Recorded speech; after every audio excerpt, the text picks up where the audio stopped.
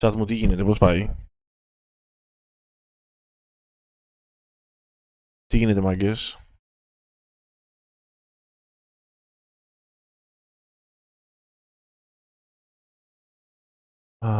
Ριριριρι.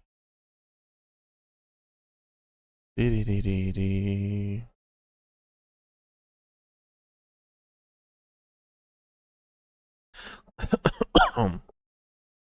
Τι λέει, παιχτούρες?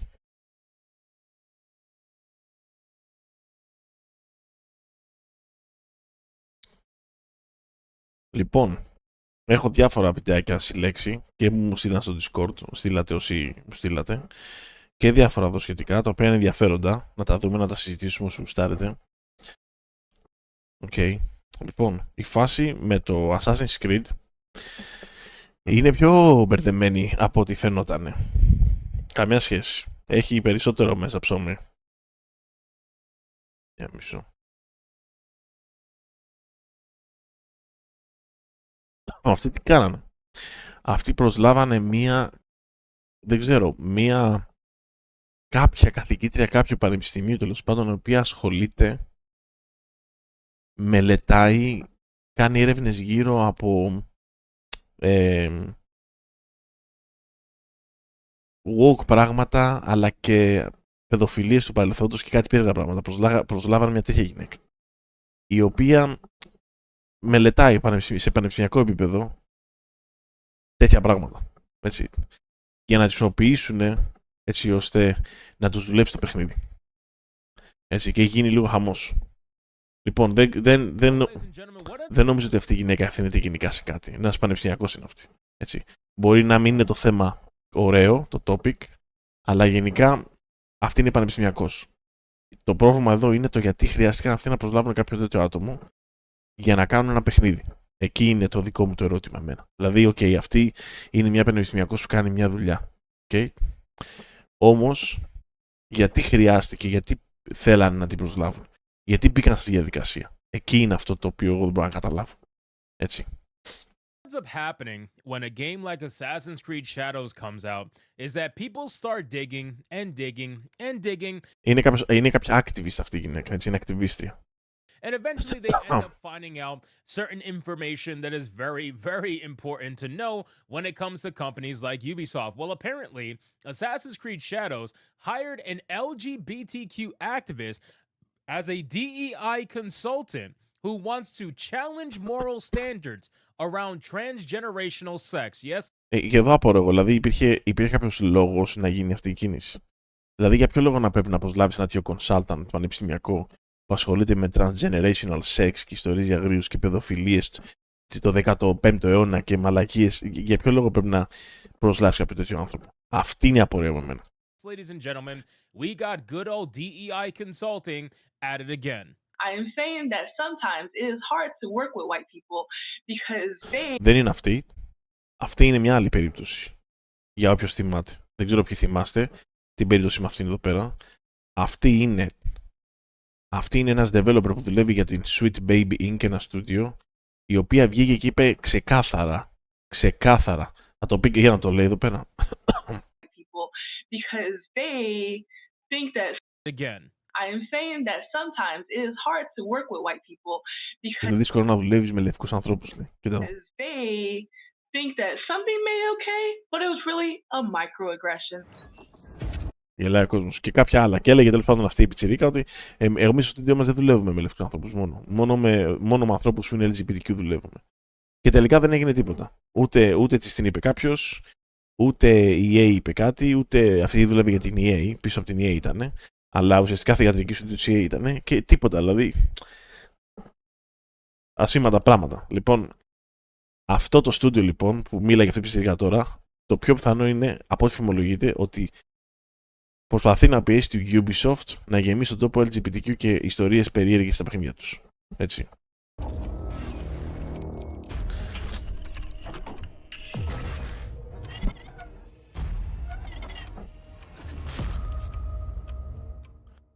Now, you're probably asking yourself, what the hell does a game based in feudal Japan need an LGBTQ activist as a consultant on that game? Well, honestly, I have no idea. It's Ubisoft at the end of the day. You know what I mean? They Τέλος κονσόλας, θα δούμε το βίντεο όταν έρθει η ώρα του. Δεν ξέρω, θα δούμε. Εγώ βάζω ότι βίντεο μου στέλνετε όλοι στο Discord. went with Τα πιο πολλά. simplest character that they or person that they could possibly find in order to run an entire story based off of it. They went with Yasuke when they could have went with anybody else. They could have represented feudal Japan better, but let's be real, they're not trying to represent Japan. This is not about being authentic. Δεν προσπαθούν να εκπροσωπήσουν την Ιαπωνία. Αυτό είναι το θέμα. Δηλαδή είναι σαν να λέμε πώς θα αισθανόταν κάποιος Αφρικανός όταν το παιχνίδι βασιζόταν στην Αφρική, σε βόρειες αφρικανικές χώρες, αλλά όμως ο ήρωας του παιχνιδιού είναι ένας Άγγλος ο οποίος έχει από όλα τα όπλα στα χέρια του και γαμάει όλους τους Αφρικάνους. Δηλαδή πώς θα αισθανόταν οι Αφρικανοί γι' αυτό? Δεν κατάλαβα αυτό να πω. Λοιπόν, η Sony τα κάνει χρόνια αυτά, κανένας δεν διαμαρτυρήθηκε. Σε ποια παιχνιδιά? Δεν τα κάνει. Πού τα κάνει η χρονιά η Sony? Τόσο ξεκάρφωτα και με συνεργάτες οι οποίοι είναι τόσο κραγμένοι. Αυτό θέλω να πω εγώ. To Japan or trying to get a genuine Japanese story out there. This is about their personal representation. This is about the kind of representation that matters to most. This is the obsession that they have with the black skin color. So let's get into this article, guys, from that Park Place. But of course, before we do, if you are new here, just consider hitting that subscribe button. I would greatly appreciate it, and like the video to push us out into that YouTube algorithm. So it says Ubisoft hired LGBTQ activist Sachi Schmidt-Hori as a consultant for Assassin's Creed Shadows. As revealed in an inside look at the creation of the game given to IGN, Sachi... Οπότε αυτή η τύπισσα που προσλάβαν αυτή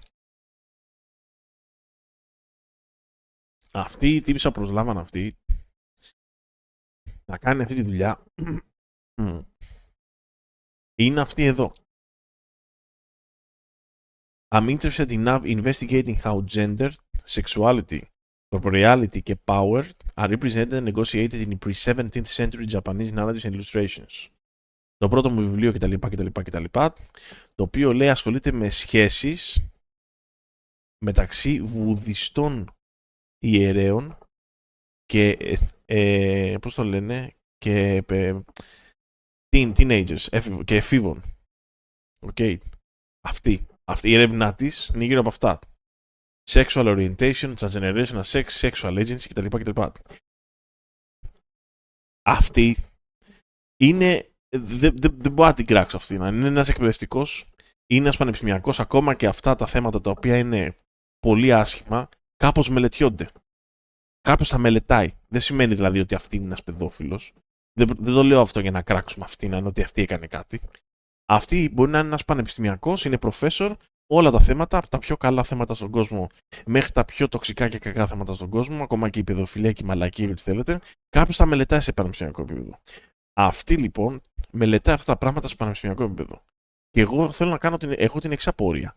Η Ubisoft, γιατί έπρεπε να προσλάβει αυτόν τον άνθρωπο να φτιάξει ένα παιχνίδι? Να της εξηγήσει, να της πει τι, να τους μορφώσουν γύρω από τι? Πραγματικά δεν μπορώ να καταλάβω. Για να δημιουργήσει μια κατάσταση λοιπόν ότι υπάρχει ισχυρότερο inclusion. Καταλάβατε? Αυτό θέλω. Εδώ είναι το θέμα.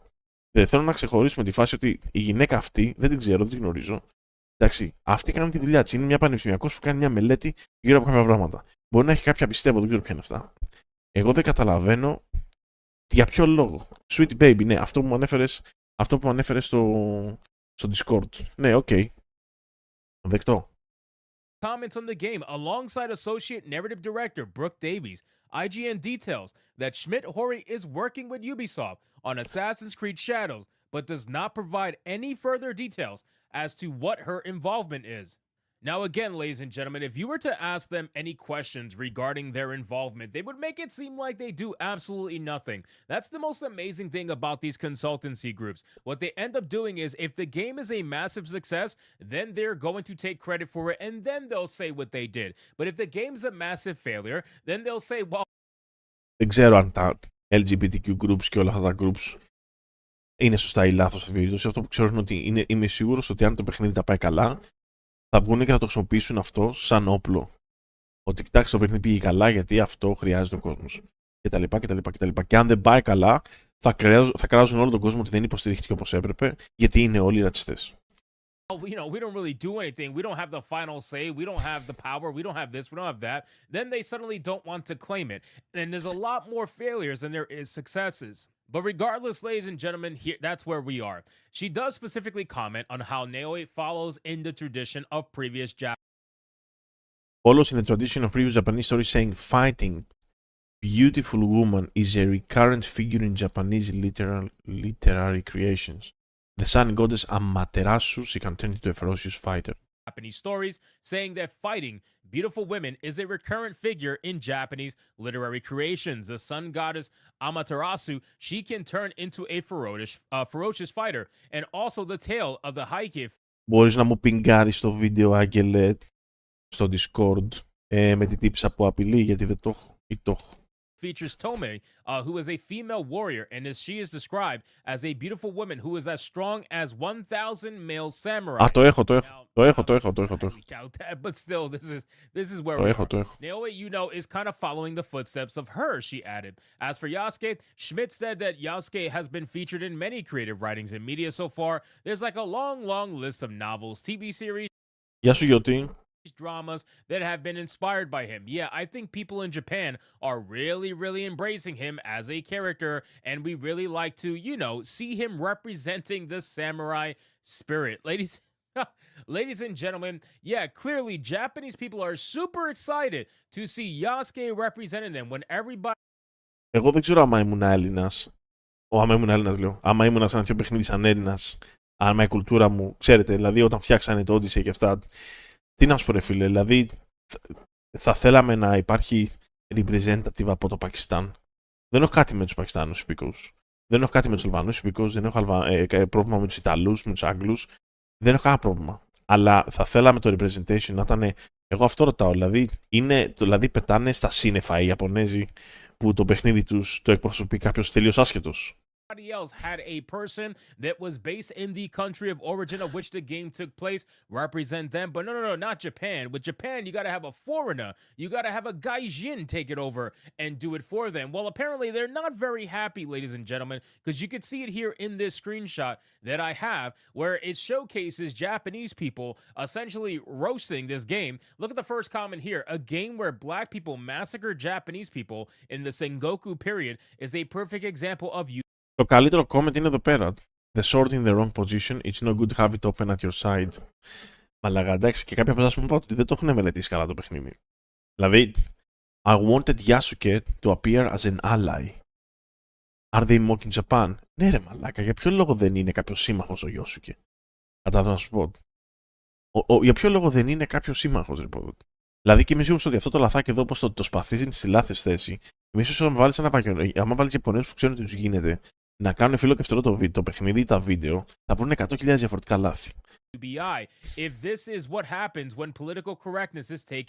Δεν νομίζω ότι είναι, λέει, οι Ιάπωνες ή αυτοί οι οποίοι κοιτάζουν και ελέγχουν, λέει, την αρχιτεκτονική του παιχνιδιού, είναι Κινέζοι με λατέρνες, με λάντερνες, πώς λένε, τα φώτα αυτά. Πύλες, λέει, Torii Gates, είναι το Torii Gates, παιδιά. Μάλιστα. Ήθελα να παίξω, λέει, σαν Ιάπωνας Ninja. Είναι το γαμμένο παιχνίδι μετά το Syndicate και έχω παίξει τα πάντα, λέει. Οπότε αυτό, λέει, είναι στενάχωρο. Τι να του πω. Γεια σου, γάρα μου. I wanted Yasuke to appear as an ally. Are they mocking Japan? They should have made someone like Sazo as an assassin. Ladies and gentlemen, I can't exactly say that they are very happy in Japan to showcase Yasuke as the main character who's going to represent the samurai spirit as they try to make it seem. But again, ladies and gentlemen, this is the people who are in charge of your game. When women are in charge like this, especially woke white leftists, you know... Εντάξει. Οκ. Το πρόβλημα δεν είναι αν οι γυναίκες είναι, αν λιντάρουν, αν έχουν ηγετική θέση στην μοιόση παιχνιδιού. Εντάξει, μην το πάμε, μην το τραβήξουμε τόσο πολύ. Αυτό που λέει αυτός τώρα, απλά όλα τα υπόλοιπα που τα τραβάμε με το σκηνή είναι περιττά. Εντάξει. Προφανώς και υπάρχουν γυναίκες που έχουν πολύ μεγάλη δυνατότητα στον χώρο αυτό. Τώρα αυτό που λέει αυτός είναι λίγο μαλακία. They are just going to ruin any kind of story, any kind of fandom, any kind of anything, because they really don't do things from a genuine place. They saw an opportunity. Ίσως αυτές οι συγκεκριμένες να έχουν βρει μια ευκαιρία για να κάνουν μια μαλακία, τεκτό, αλλά δεν σημαίνει ότι οποιαδήποτε γυναίκα έβαζε για να κάνει αυτή τη δουλειά θα το κάνει το ίδιο. Σας το λέω, έχω δουλέψει με πολλές γυναίκες στον χώρο των παιχνιδιών. Υπάρχουν πάρα πολλές οι οποίες είναι αξιοπρεπέστατες και φοβερές στην εργασία τους. Όσο είναι και οι άντρες. Προφανώς πήγανε και βρήκανε τους τελευταίους. Αυτούς οι οποίοι έχουν τη μεγαλύτερη ατζέντα εδώ πέρα. To put a black male lead into a game that they wanted to put one in, and they did it. That's basically it. They took the opportunity that they had, and now they can claim historical accuracy, even in the slightest form, because they're using a real person, which was Yasuke. Ρε Άγγελ, αυτή η Brooke Davis τι είναι, τι φάση είναι, την έχεις τσεκάρει καθόλου?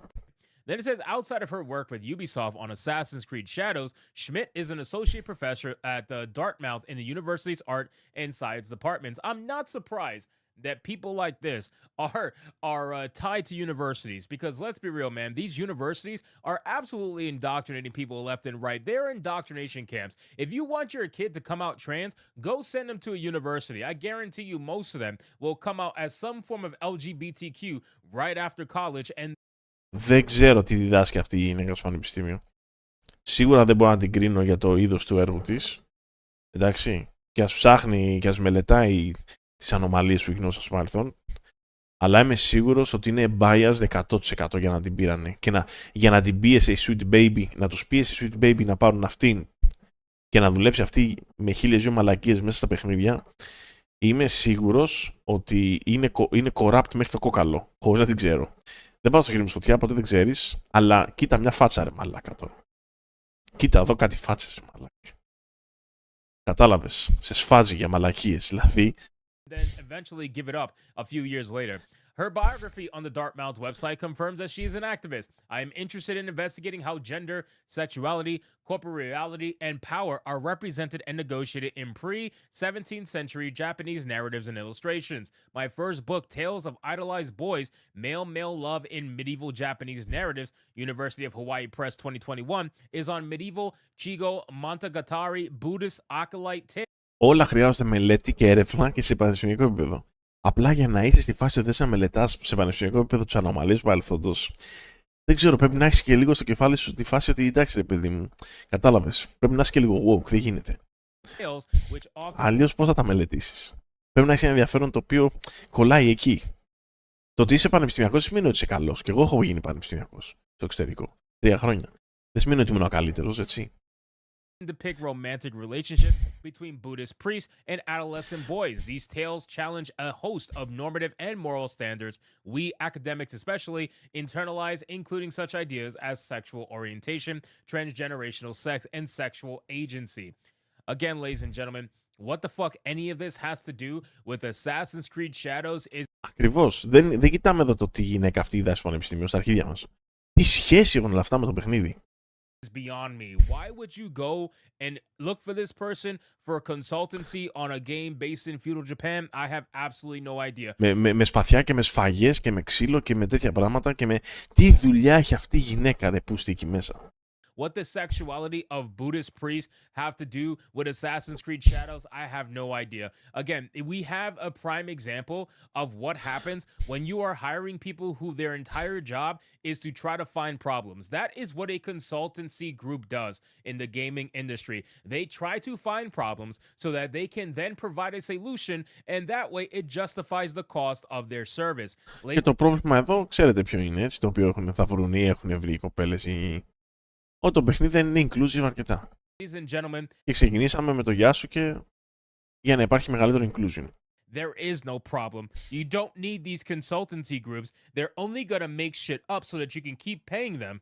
And then, in the same breath, their supporters will call us grifters because we are calling out this nonsense. Meanwhile, nobody calls them grifters by making up bullshit just so they can keep getting paid for consultancy. We know that they don't give anything to these development cycles. If anything, it just ruins the fucking development cycle. It continues, my current project is on a literary representations of milk kinships in pre-17 Japanese tales, including the tale of Ochikubo and tale of Genji, the tales of Haiki.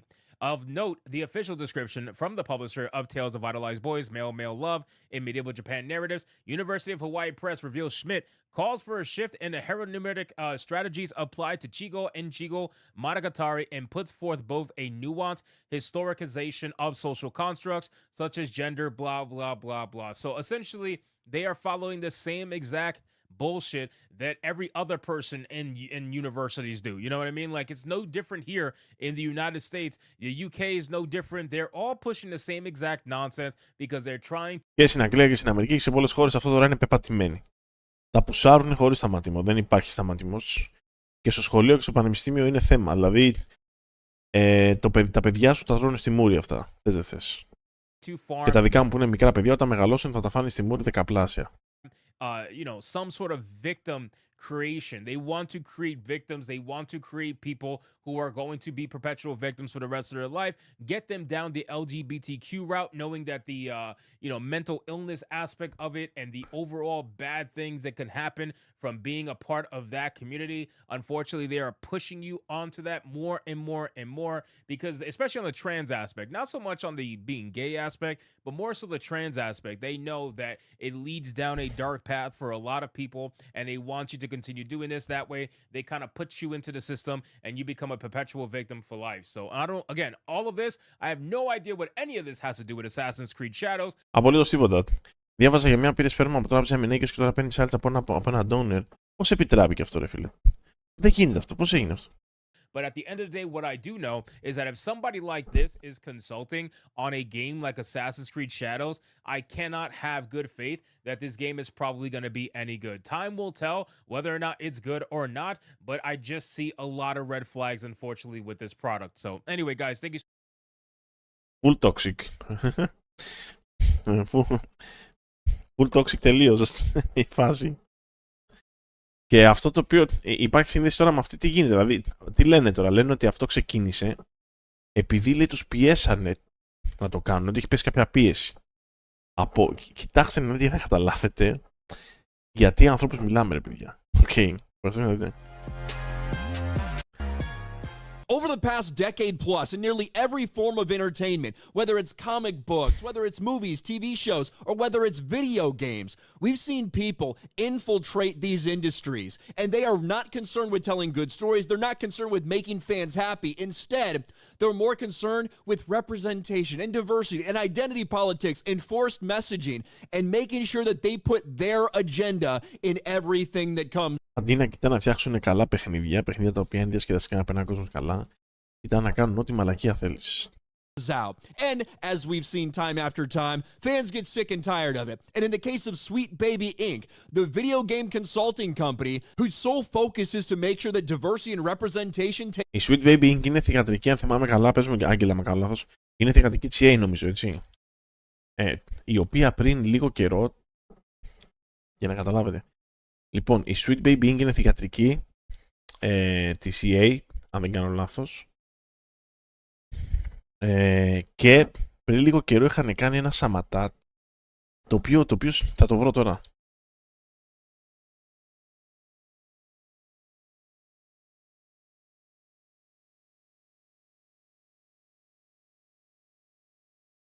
Ναι, η Sweet Baby είναι former Ubisoft developers.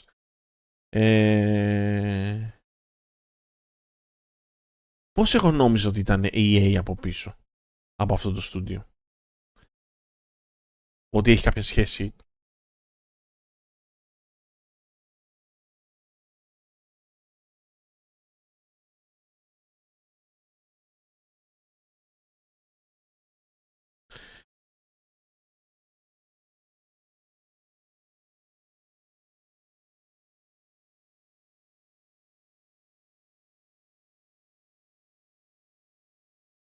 Είναι πελάτες τους. Τέλος πάντων, ακούσα.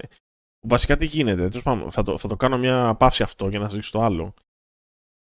Οπότε τι γίνεται? Αυτή εδώ η κομμενίτσα που δουλεύει στη Sweet Baby βγήκε και είπε Developers hand in hand fighting against their people who on must and they are open developing. Who is your team? Βγήκε και είπε ζωντανά σε ένα, δεν ξέρω αυτό, κάποιο internal meeting, κάποιο conference, δεν τη ρώτησε κατά ήταν.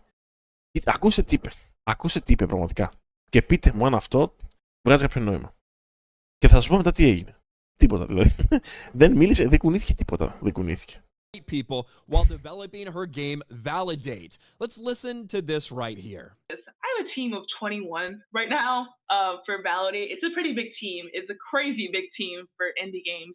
But who is your team? Validate has a team of mostly all people of color. We have no white Είναι όλοι έγχρωμοι. Όλα τα άτομα που δουλεύουν στην ομάδα της είναι έγχρωμοι. people on our team. Δεν υπάρχουν λευκοί. Because I wanted to create a safe environment. And I know Ήθελα να φτιάξω ένα ασφαλές περιβάλλον στην εργασία και δεν έβαλα καθόλου λευκούς ανθρώπους, λέει. the best way for an environment to be safe is to be around people who are just like me. And Just real quick, I'm going to interrupt her. I know she's got so much wisdom to impart on everyone, but I just want to point out. Imagine I said something like that. Imagine if I said, you know what, the only way I can have a safe work environment is if there's just no black people. I really want to work with all whites. That's the only way I'll feel safe. What do you think people would say about it? Εάν τόλμαγε κάποιος και το έλεγε αυτό από αυτό το στούντιο, οποιοδήποτε άλλο στούντιο, την επόμενη μέρα θα τον είχαν απολύσει αμέσως. Όχι την επόμενη μέρα, το ίδιο βράδυ. Και δεν θα τον είχαν απολύσει επειδή τους ενοχλεί αυτό που είπε, θα τον είχαν απολύσει για damage control. Για να φαίνονται κάπως ότι ακολουθούν ένα μοτίβο και ότι συμφωνούν με κάτι για να μην μπλέξουν και πελατειακά ζημιωθούν οι εταιρείες αυτές. Κανένας δεν θα το κάνει αυτό γιατί έχει κάποια εμπάθεια ή συμπάθεια. Να σας θυμίσω ότι έγινε με τον Nick Merckx πριν 1-2 χρόνια που το αφαιρέσανε το skin από το Call of Duty γιατί κάτι είπε για να προστατεύσει τα παιδιά. Τέλος πάντων, άσχετο με LGBTQ, άσχετο με. Εγώ δεν είμαι κατά αυτών των πραγμάτων. Εγώ κοιτάω τη δικαιοσύνη από την άποψη στον χώρο των παιχνιδιών. Λοιπόν, κοιτάξτε να δείτε τι γίνεται εδώ. I think everybody understands what the reaction would be to something like that, and this person somehow is clueless that this is the reaction towards her saying something like this. And I'm not saying that white people in the industry are creating unsafe environments. I'm not saying that. That is not what I'm saying. I am saying that Λες ότι είσαι απλά ρατσίστρια, τίποτα. sometimes it is hard to work with white people because they think that something may be okay, but it was really a microaggression. And no one wants to deal with that. Άκου ρε μαλάκα. Microaggression λέει ρε μαλάκα. Σε εργασιακό περιβάλλον την πειράζει microaggression μαλάκα. Το microaggression, το να σου πει άλλο ρε μαλάκα ποιες φωτοτυπίες. Την πειράζει ρε μαλάκα το microaggression, το καταλαβαίνετε κύριε Σκύπε. Πολλές φορές οι λευκοί άνθρωποι λένε κάτι και στην πραγματικότητα λένε ότι εννοούν ότι είναι microaggression. Λέει. Μαλάκα μαγίνα και το λέγε λευκός αυτό στο εργασιακό περιβάλλον θα είχε πάρει πούλο κατευθείαν. Και προφανώς, έτσι, θα σας πω.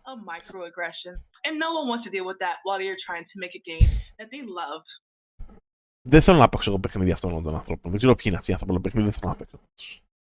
Holy shit. This is actually what we have from Game Landers, a non-binary. Αυτή τώρα, από αυτό το στούντιο, είναι μια ομαδούλα με μαλάκες. Εντάξει. Είναι μια ομαδούλα από μαλάκες αυτό το στούντιο. Και συνεχίζουμε λοιπόν. Αυτοί τώρα έχουν άμεση σχέση με την Ubisoft. Αυτοί οι μαλάκες. Και παραπτώσεις να ξέρετε, η κοπέλα αυτή δεν βγήκε κανένας να πει τίποτα. Την κάνει γαργάρα. Δεν βγήκαν εταιρείες να μιλήσουν, δεν βγήκαν στο Twitter, στα social media, ούτε να βγουν πώς κάνουν καμιά φορά που γίνεται μια μαλακία από λευκούς και βγαίνουν και ζητάνε συγγνώμες και είμαστε inclusive και τους αγαπάμε όλους και εμείς υποστηρίζουμε. Ξέρετε, όλο αυτό το πελατειακό μη χάσουν τους πελάτες. Το αντίθετο εδώ δεν έγινε. Δεν βγήκε κανένας να πει τίποτα. Αυτή είναι ακόμα εκεί που είναι. Δεν την πειράξει κανένας. Δεν της είπε κανείς τίποτα. Και λογικό μου ακούγεται. Σου λέει ο άλλος, καλά τώρα, θα βγω να την κράξω. Γιατί να με πούνε ρατσιστή μετά, αφού δεν βγάζω άκρη. Άστινα, δεν πειράζει. Δεν τίθεται θέμα δικαιοσύνης λοιπόν. Τίθεται θέμα το τι βολεύει πελατειακά. Απλά τα πράγματα. Center stage in any project they get involved in to make sure to up your DEI score. They have been talked about for a couple months by some people who have noticed that, wow, it seems the identity politics got shoved in this. I wonder who's involved. Oh, Sweet Baby Inc. But it really didn't become a massive problem for them until they started attacking gamers. And just like we've seen before in the past decade, gamers are rising up against Sweet Baby Inc. Sweet Baby Inc. staff throw tantrum after Steam curator list created a track warn players against their work. All that happened was that someone decided to have a Steam group just to let people know the different video games that Sweet Baby Inc. is actually involved in. And in the course of a couple days... Και πολύ καλά έκανε. Κάποιος ασχολήθηκε να κάνει αυτή τη λίστα, να καταλάβουν όλοι οι υπόλοιποι που παίζουν παιχνίδια σε αυτό το γάμο Steam, ποιοι είναι οι μαλάκες υπόθεσης. This went from 5,000-6,000 followers to now it's closing in on 200,000 followers, because when you try to censor people, when you try to tell people you're not allowed to criticize us, you're not allowed to simply list the games that we're involved in because we're scared, it's not going to go over well. Τσαντιστήκαν αυτοί τώρα, θυμώσανε. Που μας βγάλατε, λέει, λίστα, λέει, να φαινόμαστε ότι δεν είμαστε αξιοπρεπείς. Λες και θέλει κανείς να παίξει τα παιχνίδια αυτών. It's not gone well for Sweet Baby Inc. And every day we discover something different. Well, now we know. The co-founder, the CEO, we're starting to learn more about this person. And it's really Chief Executive Officer, έτσι. how things ended up this way. Sweet Baby Inc. CEO Kim Belair's speech urged employees to terrify video game companies if they don't give you what they want. Sweet Baby Inc. CEO Kim Belair makes it clear the purpose is to forget about gamers entirely and terrorize video game companies in a statement found on X. It highlights their... Αυτή δεν πρόκειται ποτέ να την πειράξει κανένας. Δεν θα την πειράξει κανένας. Άμα αντίθετα, άμα πάω εγώ από το δικό μου στούντιο ή εσύ οποιοδήποτε σαν Λευκός τα πει αυτά, την επόμενη μέρα με έχουν επιδείξει. Την επόμενη μέρα σε έχουν επιδείξει. Αυτή δεν την πειράζει κανένας. Κανένα δεν την πειράζει. Όλα επιτρέπονται. Όλα επιτρέπονται. Έκλεψες ένα σούπερ μάρκετ. Είμαι ο Γιώργος και είμαι μια αδύνατη λεσβία. Γιατί έτσι αποκαλώ τον εαυτό μου. Ω, το κλέψε. Ω, μη γυρίσει. Άμα με συλλάβετε για τη σοκολάτα που κλέψα, θα βγω και θα πω στις ρατσιστές. Ω, δώσ' του κι άλλες σοκολάτες. Εκεί το πάνε όλοι.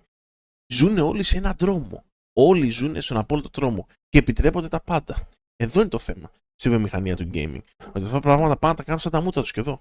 Any productions. And I'm going to play a couple clips from this. One is the one that's been going around a lot today, nearly 1 million views, and it was posted yesterday, I believe. The co-founder of Sweet Baby Inc., Kim Belair, proudly explains the method she uses to force bosses at game studios to censor, alter, and diversify game projects she feels are problematic. If you're a creative working in AAA, which I did for many, many years, put this stuff up to your higher-ups. And if they don't see the value in what you're asking for when you ask for consultants, when you ask for research, go have a coffee with your marketing team and just terrify them.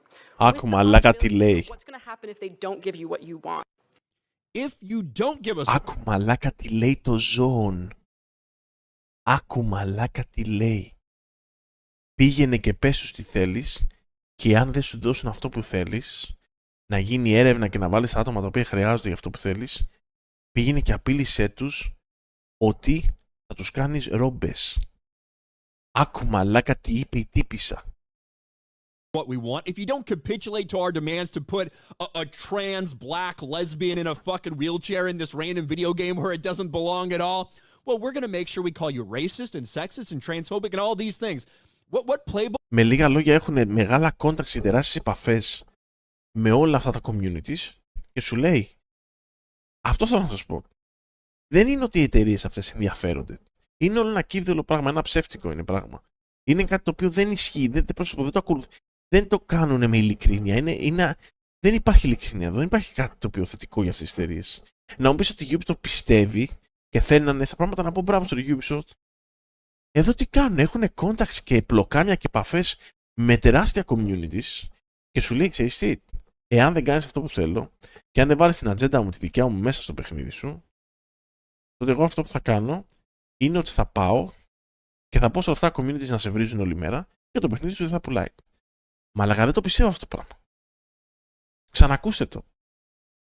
Γαμώ τον Παναθηναϊκό της. Ακούστε την. If you're a creative working in AAA, which I did for Γεια σου Πασόκ. Put this stuff up to your higher-ups. And if they don't see the value in what you're asking for when you ask for consultants, when you ask for research, go have a coffee with your marketing team and just terrify them. Για ποιο λόγο δεν την πετάξανε εκεί μέσα αμέσως? Τον πουλο. Τον πουλο. Για ποιο λόγο δεν την πετάξανε αμέσως από το GTC? Με ποιο δικαίωμα μωρή κάποια τα λες αυτά τα πράγματα? Τι είναι τρομοκρατία έχουμε? Τι έχουμε ρε μάλλον? Με ποιο δικαίωμα? Για ποιο? Και γελάγανε μετά καμερικά. Γανίζανε. Game developers, έχει στούντιο ρε μαλάκα. Τι γελάς ρε? Τι φταίει ο Παναθηναϊκός? Έπρεπε να πω κάτι πιο εξευγενισμένο ρε φίλε. Πείτε μου το λόγο που δεν... Μαλάκα, δεν το καταλάβαινα αυτό το πράγμα. Άλλοι γελάγανε, έβλεπα όλο το βίντεο στο YouTube, γελάγανε κάποιοι από κάτω. Τι γελάτε ρε ζώα, στούντιο δεν έχετε? Παιχνίδι φτιάχνετε. Πού το βλέπετε τα αστείο του? Α, είναι CEO, πρέπει να έχουμε καλές επαφές. Βούλωστο. Δεν είναι αυτά τα πράγματα. With the possibility of consultants when you ask for research. Αυτό που λέει ο Άγγελος. Άγγελο, έχεις δίκιο, ρε φίλε. Θέλανε consultant, πήραν αυτή την Κινέζα να τους βάλει όλα τα περίεργα μέσα στο παιχνίδι. Και αυτό που λέει αυτή. Αυτή που λέει εδώ, θέλουμε consultants και τέτοια για να κάνουμε τη δουλειά μας. Άμα δεν μας τα δώσετε. Go have a coffee with your marketing team and just terrify them. Όχι, συζήτησέ το. Δεν πάει να το πει ούτε εξευγενισμένα, ούτε προσεκτικά. Ούτε να το συζητήσουμε, ούτε να το ζαχαρώσει λίγο, μήπως και γλίστρα. Ούτε βαζελίνη δεν βάζει. Τίποτα δεν βάζει. Χρησιμοποιεί την ακρότητα της γλώσσας της. Χρησιμοποιεί τη λέξη terror, terrify. Μιλάμε για τόσο ψώνιο. With the possibility of what's going to happen if they don't give you what you want. If you don't give us what we want, if you don't capitulate to our Πίστευτο μαλάκα. a trans black lesbian in a fucking wheelchair in this random video game. Στο παπάρι μου ότι είναι ο άλλος. Δεν είμαι κατά ούτε τον LGBTQ ούτε τίποτα. Ίσα ίσα είμαι πολύ υπέρ. Αλλά μαλάκα όλα αυτά εδώ πέρα είναι σαν να λέει μητροκρατία του μουσουλμανισμού. Δεν φταίνουν όλοι οι μουσουλμάνοι. Καταλάβατε να σας πω. Δεν φταίνουν όλοι οι μουσουλμάνοι. Ήταν και τις δουλειές τους. Αυτή τι θέλει να μας πει τώρα? Or it doesn't belong at all. Well, we're going to make sure we call you racist and sexist and transphobic and all these things. Και σου λέει η Ubisoft, δεν μπορώ ρε παιδιά να το κάνω αυτό. Άμα μου γαμίσουνε, μετά θα μπλέξουμε. Μετά θα χάσουμε τις δουλειές μας, μετά θα χάσουμε την καριέρα μας και κάνουμε ό,τι θέλουμε. Ό,τι θέλουν να κάνουμε. Εντάξει ρε παιδιά, βάλτε μας όλες αυτές τις ατζέντες στο Division, βάλτε στο Assassin's Creed, βάλτε τις μέσα στο Doom, βάλτε τις όπου θέλετε. Παντού βάλτε τις. Playbook is that out of? Man, it sure seems like it's right out of Anita Sarkeesian's playbook, doesn't it? Mamology 101. He's not the only one that tweeted this today. I've seen this a lot. Friendly reminder that Sweet Baby Inc. isn't the only entity threatening developers and extorting them into getting hired. This is from 2019. Anita Sarkeesian. Hey, at CD Projekt Red, I'm always available for consulting because it sure sounds like you might need to meet it before the holy internet drags you for what sounds like some potentially sexist representations, which we all know you've struggled with in the past, right? Threatening these developers to say, hey, you know, if you don't do what we want, if you don't capitulate to our demands, well, it's not going to go good for you. And it looks like a lot of developers have gone with them in recent years. This comes from this interview. It's about 30 minutes long. I've listened to most of it. There's some wild shit in here. Like about her, how when she was young, she decided to write her own stories, and they were all about people that looked like her and her family, people that represented her. But then when she got into school, she got told that the only approved stories are about straight white men. Just... Εγώ οι devs που παίζουν μπάλα μαύρα και κρύπτο, δεν ξέρω. Ναι. Ναι.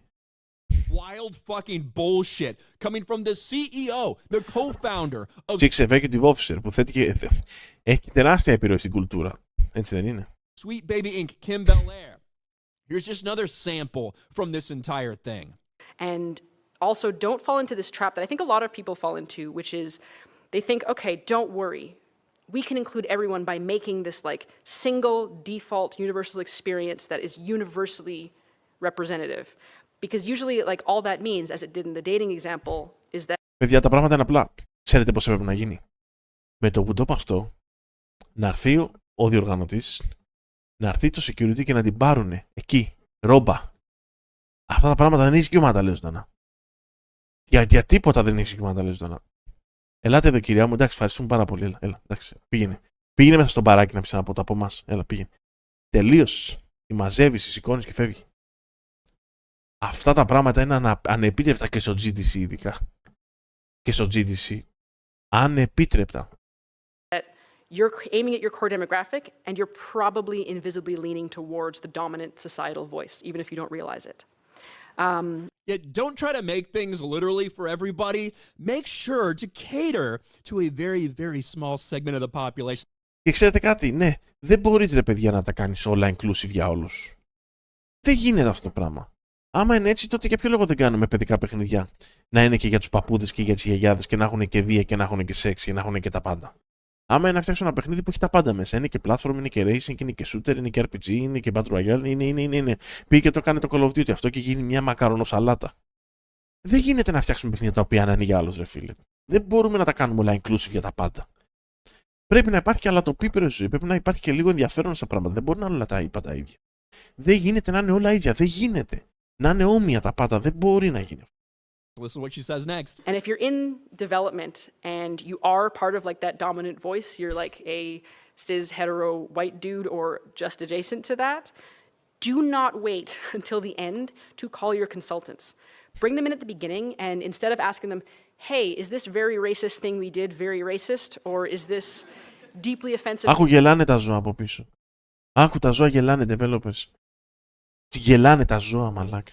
This thing we did very racist, or is this deeply offensive thing we did Γελάτε ρε μαλάκες. deeply offensive? Are you hurt by it? Ask them what they want to see. Like, ask them what would thrill them, what would bring them joy. And if you have a team lead, put that request to them very, very early. Imagine coming into Sweet Baby Inc., a company that is full of, you know, they, thems, and people that are only concerned with fucking racial representation bullshit like this. Imagine coming to them and say, hey, what would... Στο κοινό της μιλάει. Δεν το ξέρω αυτό. Είναι δηλαδή λοιπόν όλοι αυτοί οι developers στο κοινό της. Δηλαδή που θέλουν να πηγαίνουν σε ένα περιβάλλον εργασιακό και να τρομοκρατούν τον κόσμο. Έτσι είναι όλοι. Άμα είναι έτσι όλοι ρε φίλε, τότε να μην ξαναδουλέψουμε σε κανένα στούντιο. Δεν υπάρχει κανένας λόγος. Όχι, στο GTC έχει κάποια δωμάτια και είναι με ωράριο, είναι timeline. Μπαίνεις όπου θες και βλέπεις. Τι να σου πω τώρα. Ναι, οκ. Ποιος θα πήγαινε να ακούσει, δεν ξέρω ρε φίλε. Ναι, δεν ξέρω, τι να σου πω. make you happy that we put in the game? Not our fucking fan base, not the vast majority of people out there. What would make you happy? Doesn't this shit explain why we get so much dog shit right now shoved into all of these games?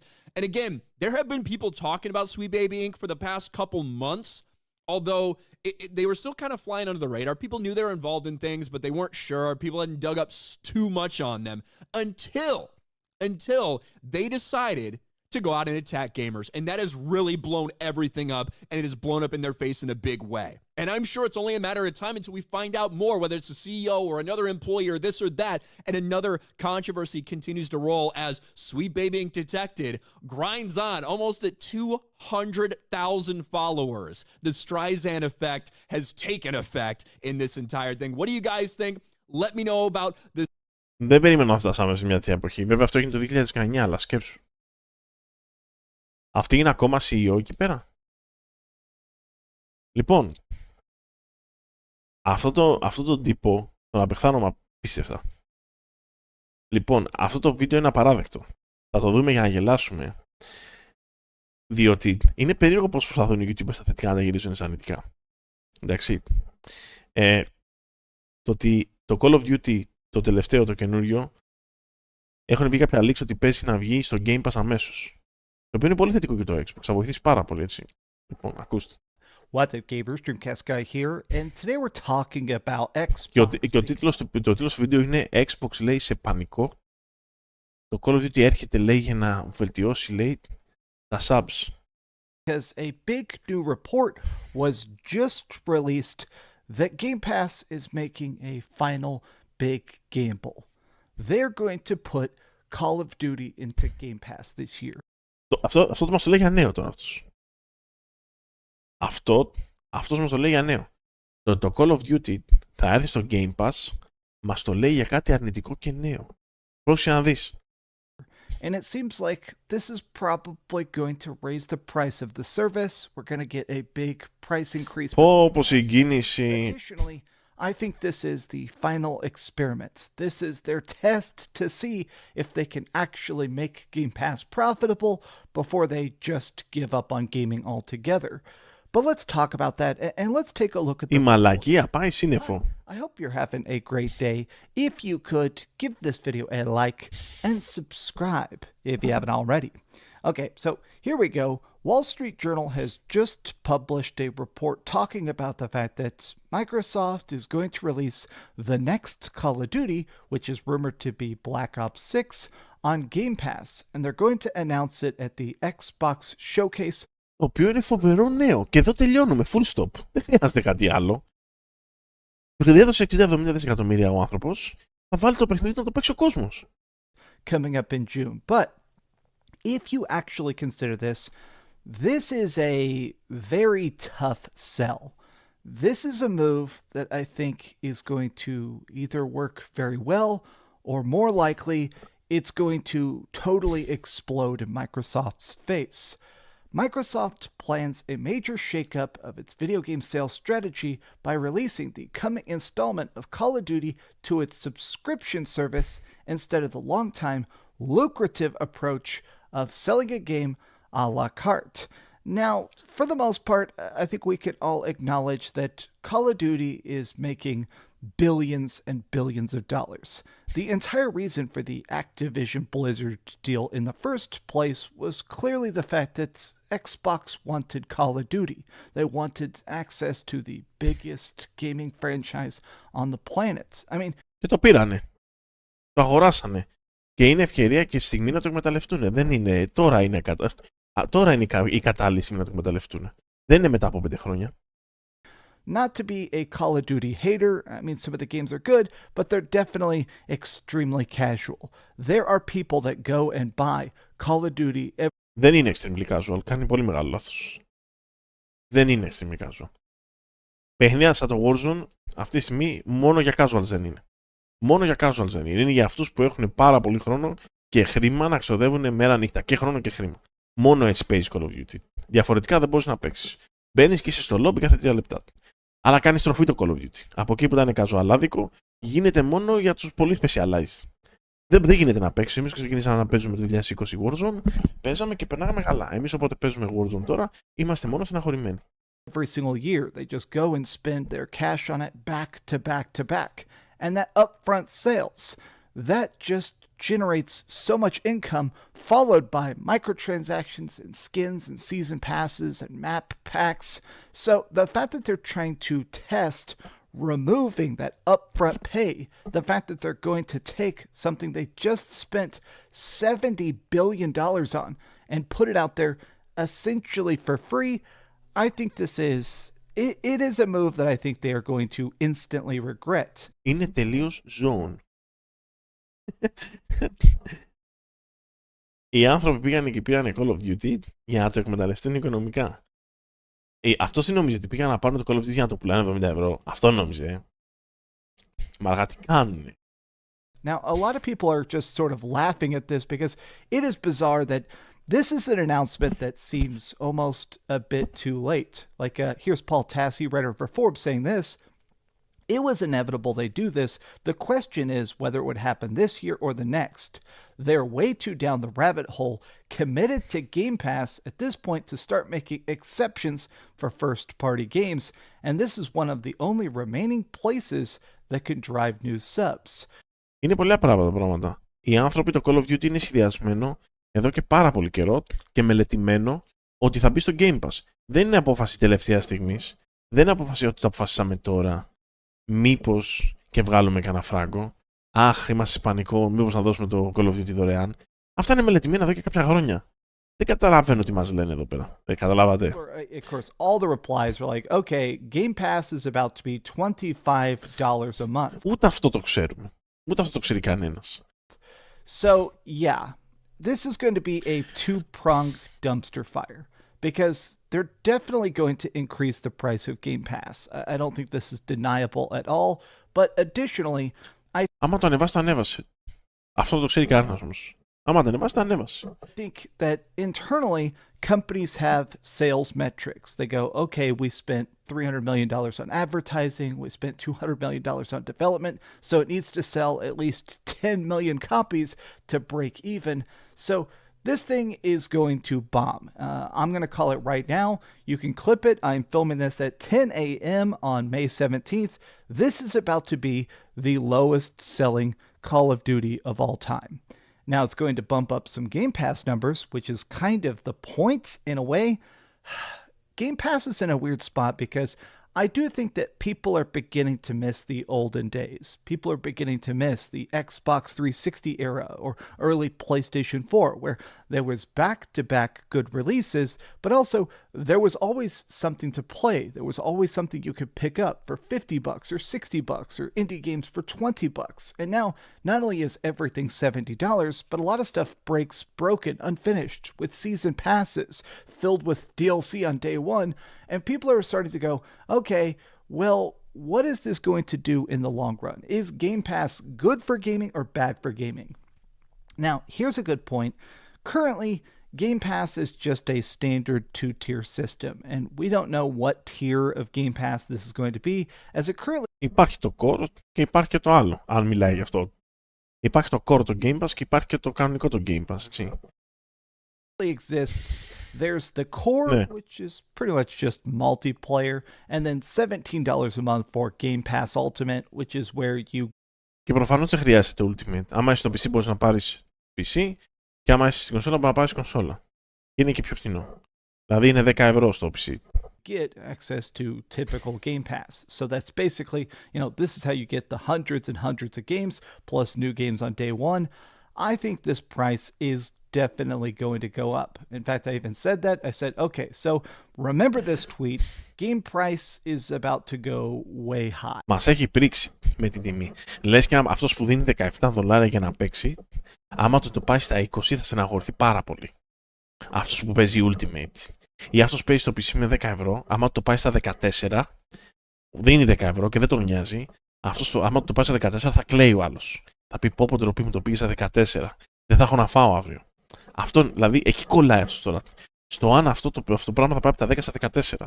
Οι τιμές και οι ανατιμήσεις που έχει κάνει η Sony δεν τον ενοχλεί. Δεν τους ενοχλούν να τιμήσεις η Sony, για παράδειγμα. Για να τιμήσεις 1000 μαλάκες δεν τους ενοχλούν. I think they're going to increase it at least $4 or $5. People are like, oh, they're going to increase the price of PlayStation Plus. Okay, I don't know why this person is throwing that out. That's also stupid. Όχι, δεν είναι stupid. Ό,τι έκανε η Sony δηλαδή. Είναι αυτή είναι μαλάκα. Οι καπνίζουνε. PlayStation Plus, obviously, nobody should compare PlayStation Plus to Xbox Game Pass. Ναι, βεβαίως και πρέπει να το συγκρίνουμε. Βεβαίως πρέπει να το συγκρίνουμε διότι φτιάχτηκε με τη λογική του να είναι απέναντι στο Game Pass. Και σαν συνδρομητικό δεν είναι άσχημο, αλλά δεν είναι και τόσο καλό. Xbox Game Pass has a lot of good games. PlayStation Plus, whatever. I pay for premium and I often regret it, but δεν είναι πολύ καλό, αλλά το συγκρίνουμε γιατί είναι το ίδιο πράγμα ουσιαστικά. Here's the thing. A lot of people are talking about this because as good as this will be in the short term, I think it's going to lead to a lot of bad things all at once. This is truly going to go down in the record books of Xbox as a catastrophe in the long run. Like, maybe I'm being hyperbolic or overly bleak, but I mean, Xbox has made frequent sloppy mistakes. The whole thing with the Xbox One, telling people not to buy the Xbox One, forcing the Kinect, and trying to make stuff like originally when the Xbox One was about to come out, it did not have used games. I guess people kind of forget that today. And ever since then, they've kind of been trying to keep up. Microsoft is now so far behind on console sales. I did a video yesterday that they're actually down 5-1. For every one Xbox that sells, 5 PS5 sells, which is insane. Ναι, σκέφτεται πόσο το Xbox δεν είναι για τις κονσόλες. Η Microsoft Gaming, το Xbox δεν έχει να κάνει με τις κονσόλες. Υπάρχει κόσμος που παίζει σε άλλες 1002 πλατφόρμες. Αυτό πρέπει να το λάβουμε υπόψη μας. Μπορεί να μην είναι 5 στα 5, 5 στα 3, αλλά μπορεί να είναι 5 στα 2, μπορεί να είναι 5 στα 3. Και για τις άλλες πλατφόρμες. I think Game Pass, they are relying everything on this. If Microsoft can't figure out how to make Game Pass actually profitable, I think we're going to see the entire bubble pop. They're not going to keep spending hundreds of millions of dollars buying new games, buying new studios, paying to have good developers doing good work. Τότε, αν δεν βγάλει λεφτά, απλά θα γίνει publisher, θα βγάζει τα παιχνίδια παντού και θα πληρώνεται από όλους. Και το Xbox θα το έχει απλά σε μια μηχανή που ο κόσμος παίζει παιχνίδια. Πάλι είναι λάθος αυτή η λογική. Η Microsoft δεν την ενδιαφέρει να βγάλει λεφτά από το Xbox. Δεν την απασχολεί καθόλου. Μόνο μαλακίες.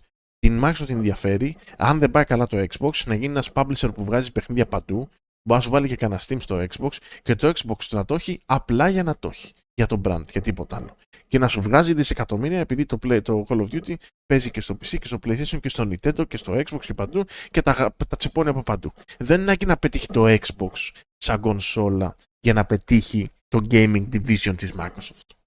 Αυτό δεν καταλαβαίνουν. Δεν είναι ανάγκη να πετύχει η κονσόλα για να βγάλει λεφτά Microsoft. Η Microsoft κοιτάει να δει τι μπορεί να κάνει με το Xbox. Μπορώ να βγάλω λεφτά με το Xbox. Και το plan B είναι ότι άμα δεν μπορεί να βγάλει λεφτά με το Xbox, για να γίνει ένας publisher που βγάζει λεφτά από όλους για το Xbox. Καταλάβατε, εκεί το πάει η Microsoft. I mean, if it's not lucrative, these companies exist to make a profit. And Game Pass is such a weird idea where, yes, on paper, hypothetically, it could work if you get, 50 million subscribers, 100 million subscribers. Like, if enough people are paying you $10, $20 a month, it will pay off for those big projects. But if you're putting something like Call of Duty in, something that would give you instantly billions of dollars back, and just choosing not to accept that money, man, this is a very interesting gamble. I don't think it's going to work out, but everybody right now, this is Charlie Intel. This is like a Call of Duty news Twitter account. And they said, with Xbox including Call of Duty to Game Pass, what do you think Microsoft does? Here, let's refresh this and make sure we get the full access to this poll. So, look at this. It currently has 5,000 votes in just the last 10 minutes. And it says here, they're definitely going to Εγώ δεν νομίζω ότι θα το βάλει στο Game Pass Ultimate. Μπορεί να κάνω λάθος. Εγώ δεν πιστεύω ότι θα το βάλει στο GP Ultimate. Εγώ πιστεύω ότι απλά θα ανεβάσει το base price. Και άμα δεν κάνει τίποτα από τα δύο, ακόμα καλύτερα. Increase the price of Game Pass, put it only on Game Pass Ultimate, increase store bundles, no changes. Yeah, I mean, of course, they're going to increase the price of Game Pass. Look at this. They're going to make it so the base level also has a higher cost, and they're going to gradual Game Pass increase over the next couple of years. Yeah, so this is one of the things I think is going to kill Game Pass the most, is I think they're going to jump it up to $20 a month here in the next 2 months. I think the price is going to go up, and I genuinely believe that before Call of Duty comes out, there's going to... Άμα είσαι άνθρωπος που παίζει Game Pass, παίζει πολύ, ασχολείσαι, παίζει παιχνίδια, κάνεις δείχνεις και στο πάνε από τα 17 που είναι στα 20 και στα 22 και στα 25 και σε ενοχλήσει αυτό, μάλλον δεν παίζει Game Pass. Μάλλον παίζει κάτι άλλο. Δεν ξέρω, PlayStation, Nintendo. $5 a month here within the next year, which sucks, but I think it's the only way that the weirdo executive people over at Microsoft can even fathom paying back a $70 billion acquisition.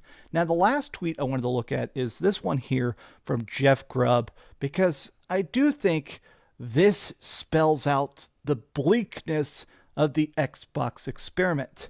Putting Call of Duty on Game Pass and not launching it on the Xbox One and the PlayStation 4, if that doesn't move the needle on getting people to adopt the Xbox as their chosen next-gen device, then that's it. This is the final hurrah of Xbox.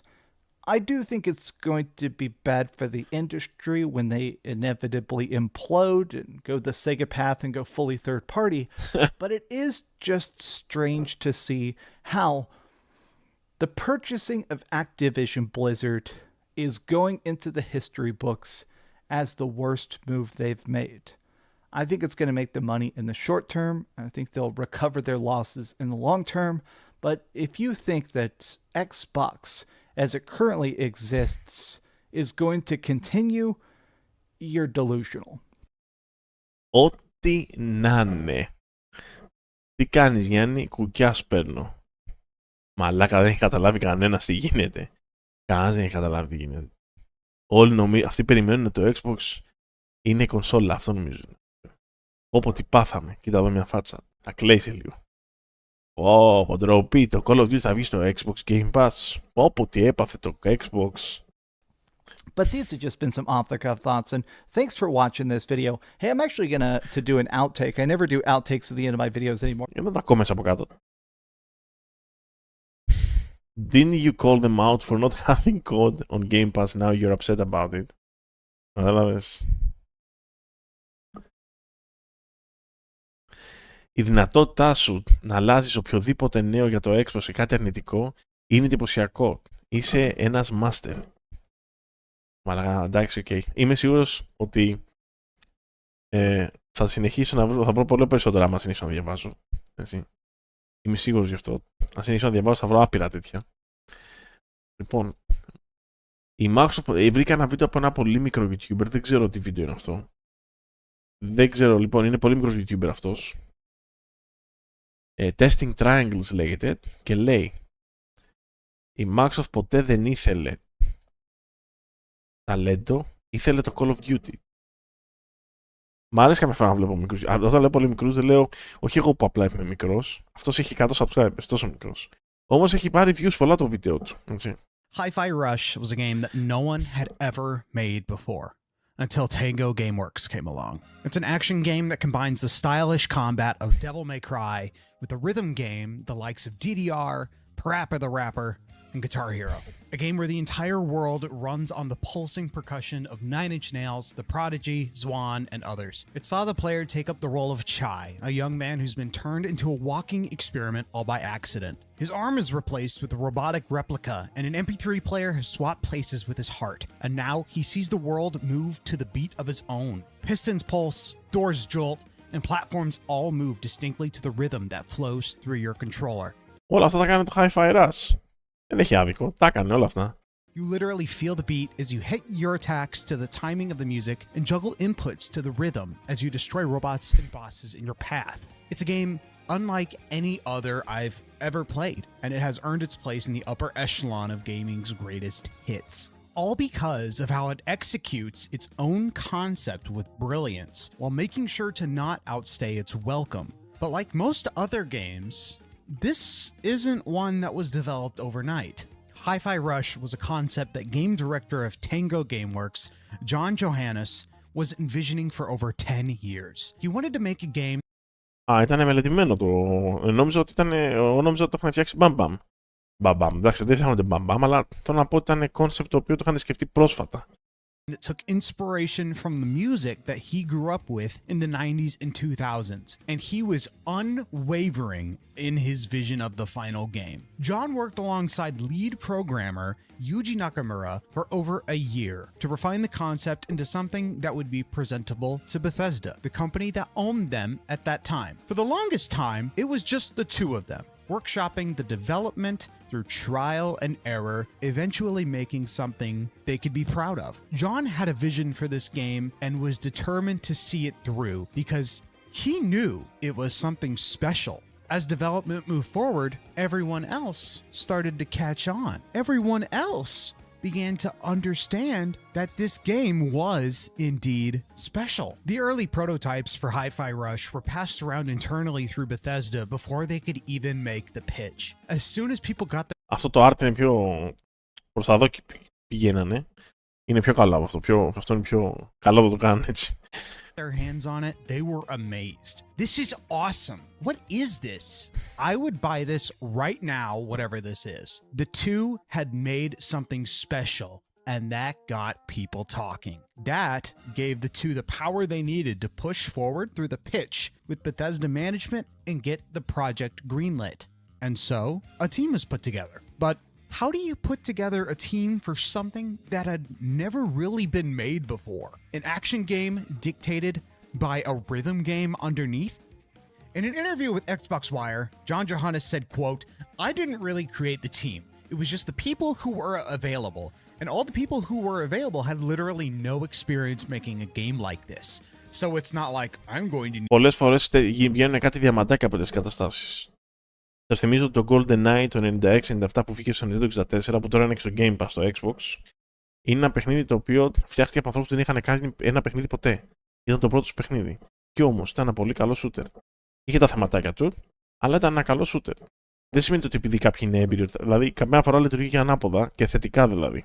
Need him and him and him because they know how to do this and this and they're going to make it happen. It was more like, here's what we want to do, and everyone's like, I have no idea how to do this. Most of the first reactions were, we don't know how to do this. This is totally impossible, end quote. Thankfully, Tango Gameworks is a primarily Japanese developer.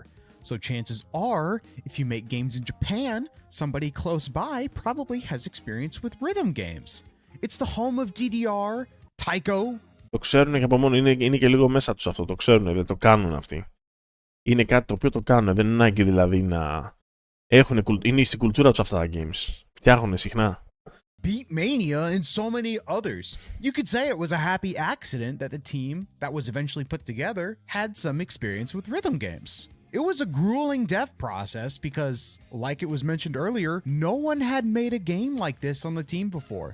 Most people at Tango were accustomed to creating high-fidelity survival horror games.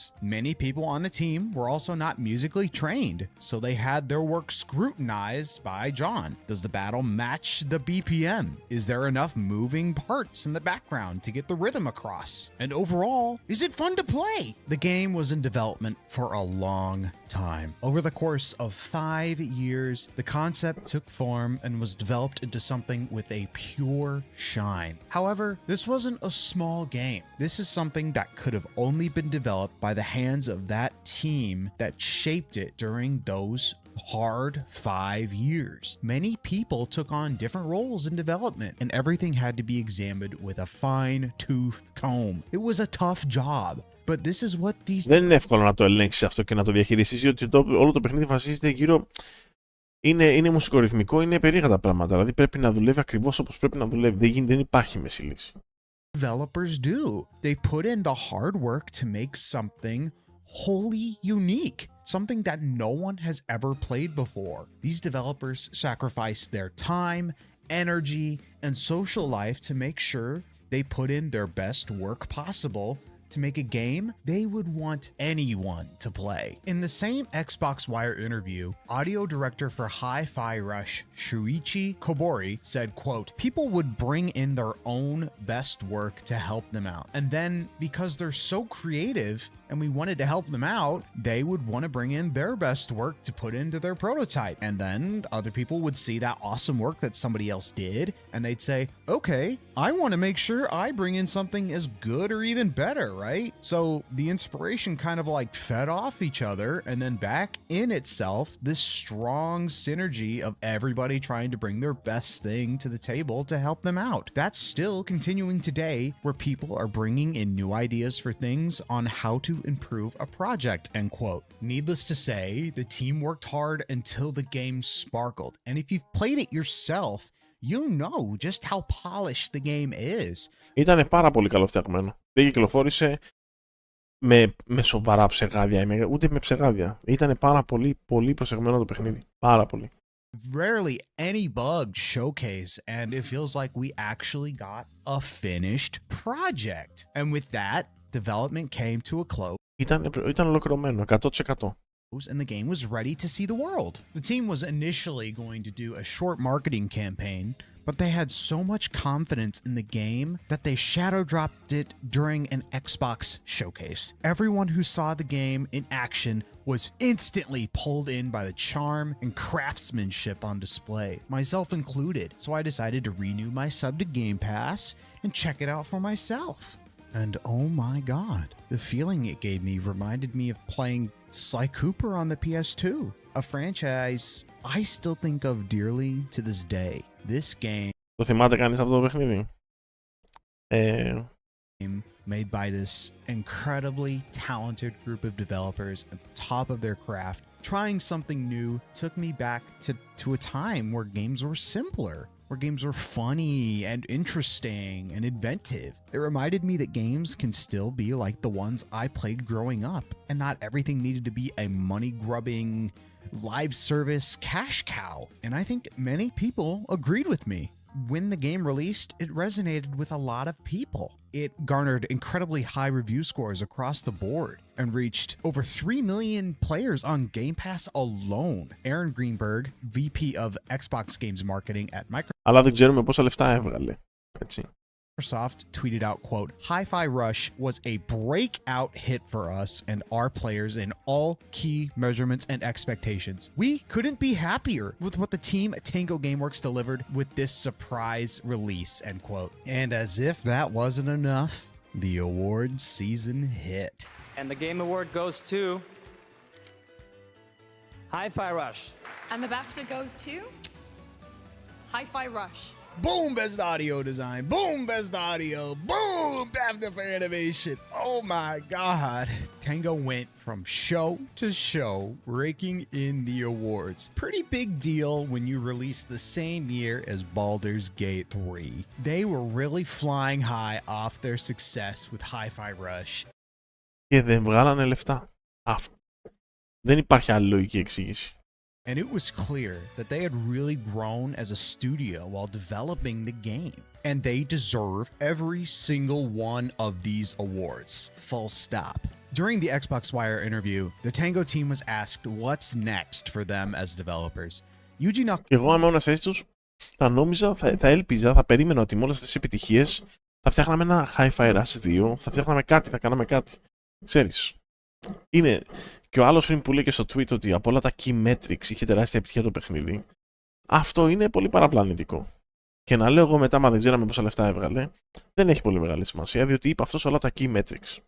Nakamura stated, quote, "Everybody here has now gained the experience of making a non-horror genre game, meaning that we can make other genres. And that confidence has definitely been built up within the studio. It changed the attitude of people here, and in regards to like, hey, what else can we make? We can challenge ourselves to make something new that is not what the older themes of what Tango used to be. So we're looking forward to what we can do in the future. We're not sure what that is yet, but it has created this attitude of like, let's look forward and what new challenges can we challenge ourselves to?" End quote. Μπράβο τα παιδιά. 6.920.082 revenue είχε. Δεν ξέρω. Μπορεί αυτό το ποσό να μην είναι σημαντικό για τη Microsoft. Δεν ξέρω τι να σου πω. Έχουμε κάποια εξήγηση του γιατί τους κλείσανε. Γιατί τους κλείσανε. Δεν ξέρω γιατί τους κλείσανε. However, εγώ δεν θα τους έκλεινα. Ωραία, έβγαλε η Microsoft 2 εκατομμυριάκια από όλα αυτά. Τα υπόλοιπα ήταν έξοδα. Δεν ξέρω ποιο είναι το θέμα εδώ πέρα, ποιο είναι το πρόβλημα. Τα 2 εκατομμυριάκια δεν είναι αρκετά. Σίγουρα δεν είναι τίποτα για τη Microsoft. Μπορεί να το δει σαν μια αποτυχία. Αλλά θα μπορούσε να τους έχει κρατήσει ανοιχτούς. Μόνο και μόνο για το ότι δεν είναι σε πολύ, είναι και σε λίγο δυσμενή θέση το Microsoft Gaming σαν brand. you probably know where I'm going with this. On May 7th, 2024, not even 1 year after the release of Hi-Fi Rush, Microsoft announced that Tango Gameworks would Το κέρδος ήταν 6 εκατομμύρια. Δηλαδή έκανε τζίρο σχεδόν 23.500.000. Wow. cease development and the studio would be closed alongside Arcane Austin and Alpha Dog Studios. All of these were studios owned by parent company ZeniMax/Bethesda. Anyone in their right mind would be asking, why? Why did a studio with such a hit game get shit-canned along with the other studios? Why, with so many talented, award-winning developers, did the studio have to close? A few days after closing, game project manager at Tango Gameworks, Kazuaki Higashira, took to Twitter with the picture of the awards of excellence given to the team as recognition. Είδατε not enough. Είναι πληγωμένος, θυμωμένος, όλα αυτά τα σχετικά. Αλλά εγώ το μόνο που μπορώ να σκεφτώ για κάτι τέτοιο είναι ότι το παιχνίδι απλά πίσω στα εξελόφυλλά τους, στα χαρτιά τους, δεν έδωσε αυτό που έπρεπε να δώσει. Για αυτούς οι οποίοι αποφασίσανε. Δηλαδή, όσο και να πρέπει να κρατηθεί, όσο πρέπει και ο Phil Spencer να λέει και να κάνει και να δείχνει και να κάνει και να δείχνει και να το κρατήσουμε και βγάλανε και δείξανε και είναι, άμα πετάχτηκε με κανένα Σάτια Ναντέλα, κανένα περίεργος, γιατί και αυτοί αφεντικά έχουν και ο Phil Spencer και η Σάρα και όλοι αυτοί. Πετάχτηκε κανένα περίεργος και με κανένα Ναντέλα και λέει κλείστε το επειδή το δεν λέω εγώ. Τι θα κάνεις τώρα, δεν γίνεται διαφορετικά. Δεν μπορώ να σκεφτώ διαφορετικά. Μόνο το ότι στα εξελόφυλλά τους δεν έγραφε τα νούμερα που έπρεπε να δείχνει. Their hard work and dedication with the caption not enough and not enough. Δεν έχει σημασία πόσα βραβεία φέρνεις. Το θέμα είναι πόσα λεφτά φέρνεις. Θα έπρεπε να το κλείσει η Microsoft? Όχι. Εγώ θεωρώ ότι δεν έπρεπε να το κλείσει. Εγώ θεωρώ ότι ειδικά αυτή την περίοδο που όλα είναι ευαίσθητα και πρέπει το Xbox να αποδείξει ότι έχει συνοχή και υπάρχει συναδελφικότητα, υπάρχει ευγενή άμυλα, υπάρχουν διασυνδέσεις, υπάρχουν όλα αυτά τα πράγματα, δεν έπρεπε τώρα να το. Έπρεπε να το καταπιούν για το καλό του brand. Παρ' όλα αυτά, η εκτίμηση με εμένα, χωρίς να ξέρω, είμαστε άσχετοι, είμαστε ξεχωριστοί, είμαστε από την απέξω, δεν ξέρουμε τίποτα εμείς από αυτά. Εγώ θεωρώ ότι το παιχνίδι δεν έβγαλε λεφτά. Γεια σου, Ανδρέα μου, καλώς ήρθες στο stream. well, the answer could never be more clear. These awards were never enough. because they don't mean anything to Microsoft, and they never did. Because Microsoft never cared about the artistry of their games, or the blood, sweat, and tears that went into making such a unique game. Μυρίζομαι λίγο PlayStation fanboy ή κάνω λάθος? Τώρα δύο κουβέντες που έχει πει. That had never been done before. They never cared about a game that could only be made by developers at the top of their craft. They never cared because it didn't make as much money as Call of Duty. Possibly. Σε αυτό έχει δίκιο. So, I guess, let me unpack that last statement. After a long legal battle that began all the way back in January of 2022, Microsoft finally became the owners of Activision Blizzard in October of 2023. This acquisition was primarily for the ownership of the Call of Duty and Candy Crush franchises, as well as Δεν την ενδιαφέρει τη Microsoft καθόλου, ούτε το Diablo, ούτε το WoW. Καλά, ίσως. Σίγουρα το Overwatch στα παπάκια τους. Η φάση είναι η King και το Call of Duty. The entirety of the Blizzard catalog. Needless to say, that's a pretty big deal. Call of Duty has been the highest selling game franchise for over 15 years at this point. And Candy Crush has made over $20 billion since its release. Άρα πολλά λεφτά.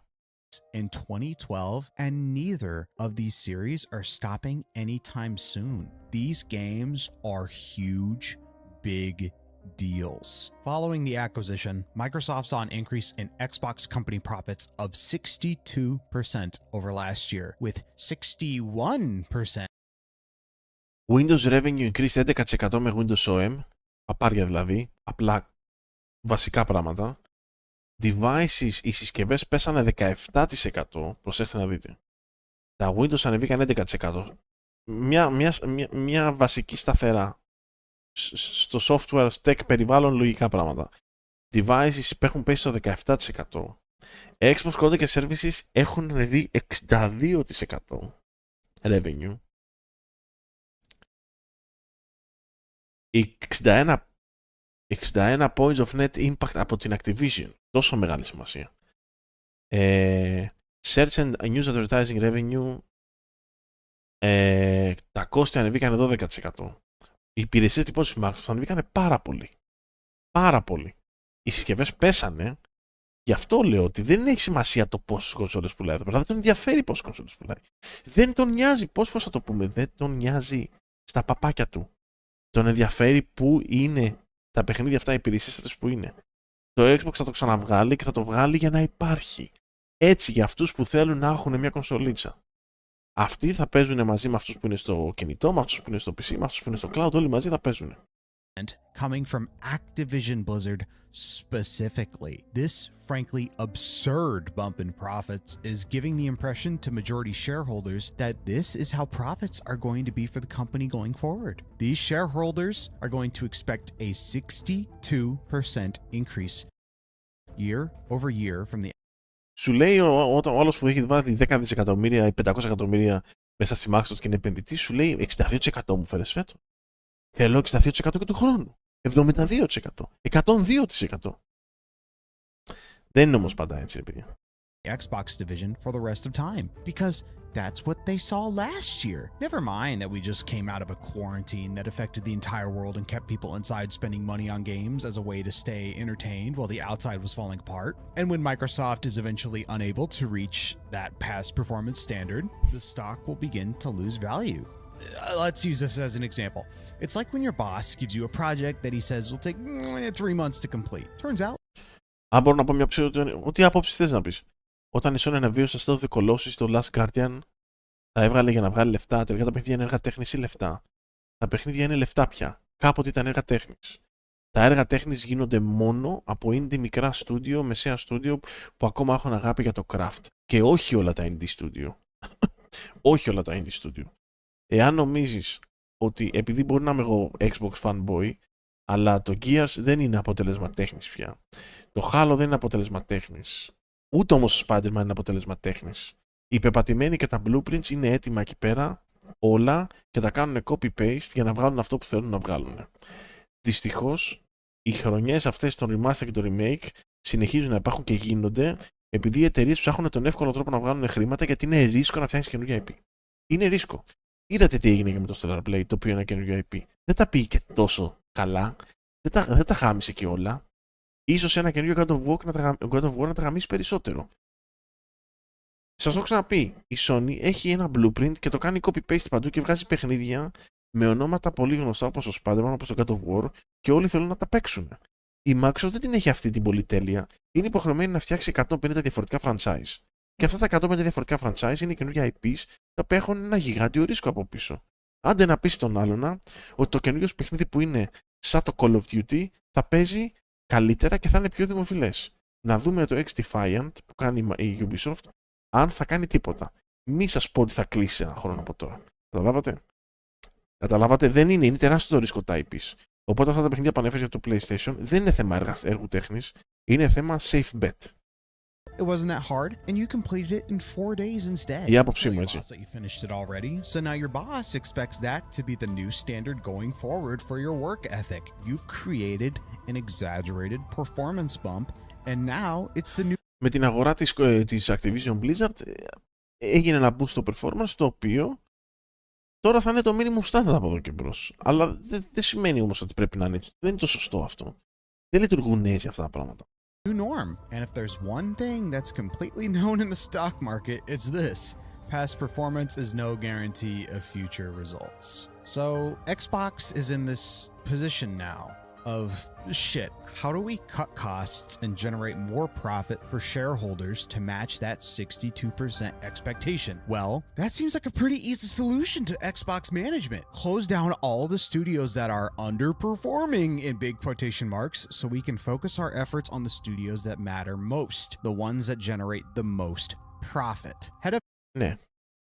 Ακόμα και αυτός μιλάει από τον κόλο του. Παρόλο που συμφωνώ με τη λογική του παιδιού, μιλάει από τον κόλλο του κι αυτός. Δεν είναι σίγουρος. Κανείς δεν μπορεί να ξέρει πίσω από τις πόρτες κλειστές ποια είναι η πραγματικότητα και τι γίνεται. Παρόλα αυτά, έτσι, έχει κάποια λογική. Εγώ δεν πιστεύω ότι είναι καθαρά θέμα να ικανοποιήσει τους shareholders. Θεωρώ ότι επειδή βλέπει ότι δεν βγάζει παιχνίδια γρήγορα, θέλει να βάλει όσο πιο πολλά άτομα μπορεί σε στούντιο στα οποία κάνουν σοβαρά μεγάλα παιχνίδια για να ικανοποιήσει και το κοινό, μήπως προχωρήσει το Xbox. Κανείς, παιδιά, δεν πάει να αγοράσει Xbox για να παίξει Hi-Fi Rush. Δεν πουλάει, δεν είναι system seller το παιχνίδι. Άμα σου βγάζει ένα Gears κάθε 2 χρόνια, θα δεις πόσο θα είναι system seller όμως. Ή άμα σου πει το Fallout βγαίνει στο Xbox 2027, το Fallout 5, είναι system seller. Αυτό είναι system seller. Δεν είναι απαραίτητο να ικανοποιήσει τους shareholders, που και αυτό θέλει, αλλά δεν είναι απαραίτητο ότι αυτό είναι. Τα παιχνίδια του Eneba δεν είναι μεγάλα IPs. Δεν έχει σημασία να είναι μεγάλα IPs. Η αναβίωση των παιχνιδιών είναι συνήθως θέμα οικονομικό. Xbox Game Studios. Δεν δεις έγινε με τα Metal Gear, με την αναβίωση των Metal Gear. Εντάξει, οκ. Στο PC τα κάνανε μαντάρα, έτσι.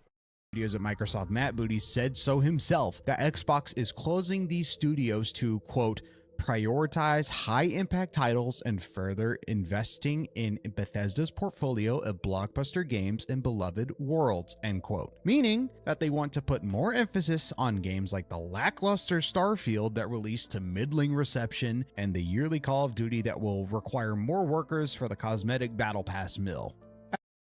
Παιδιά, και εγώ αυτό πιστεύω. Σου λέει, ναι, πολύ καλά τα πήγε, αλλά χρειαζόμαστε άτομα άμεσα και στούντιο άμεσα να δουλέψουν στα μεγάλα παιχνίδια τα οποία είναι system sellers.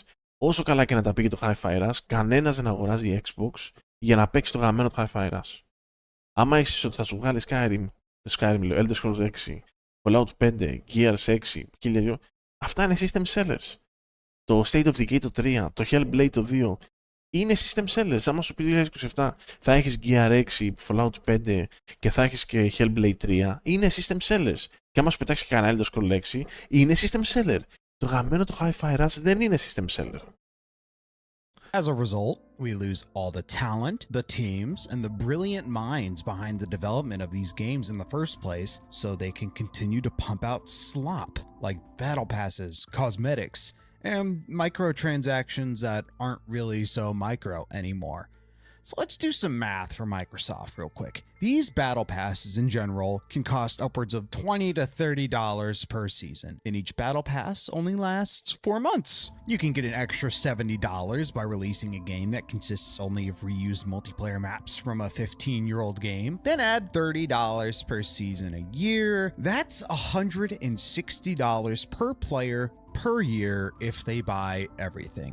Now add up all the extra cosmetic packs in the store that Microsoft gets a cut of every time someone buys in-game credits, and considering how many people... Το Call of Duty είναι πάρα πολύ ακριβό. Κοιτάξτε τα. Και δεν έχει άδικο. Τα skins μέσα στο store, ένα καλό skin, συλλογή από skins έχει 20-25 ευρώ το λιγότερο. Το να πάρεις τα Battle Pass έχει πολλά λεφτά. Είναι ένα ακριβό πράγμα να ακολουθάς στο Call of Duty. Δεν είναι όπως το Hand Showdown που αγοράζεις, δίνεις 15-20 ευρώ το μήνα και τα μαζεύεις όλα. Είναι πανάκριβο. Το Call of Duty βγάζει συνέχεια δέρματα. Συνέχεια microtransactions και δεν είναι ούτε καν micro αυτό που λέει. Το Death Space που ήταν μεγάλο IP από ότι η εταιρεία δεν έπιασε τους στόχους, πάτωσε. Ούτε το Alan Wake 2 έβγαλε έπιασε τους στόχους, ούτε το Dead Space έπιασε τους στόχους. Δεν βγάζουν το δεύτερο μέρος γιατί ρε φίλε. Σε ποιους το βγάζει το Dead Space?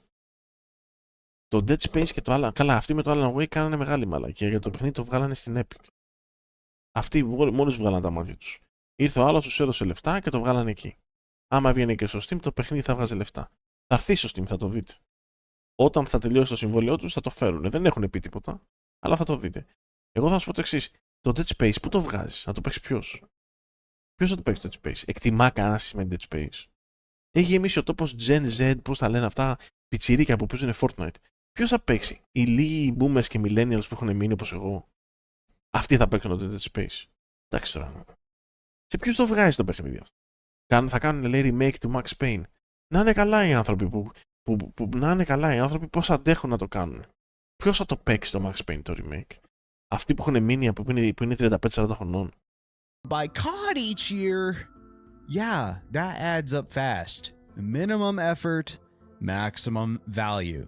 Now, let's compare it to Hi-Fi Rush, a relatively niche action rhythm game that took 5 years to develop, cost probably a good chunk of change to make, and then doesn't get marketed and slapped straight to Game Pass with only word of mouth to help spread the good word. A Game Pass subscription can cost someone anywhere from $1 to $14 a month to subscribe to, or you can buy it full price for $30.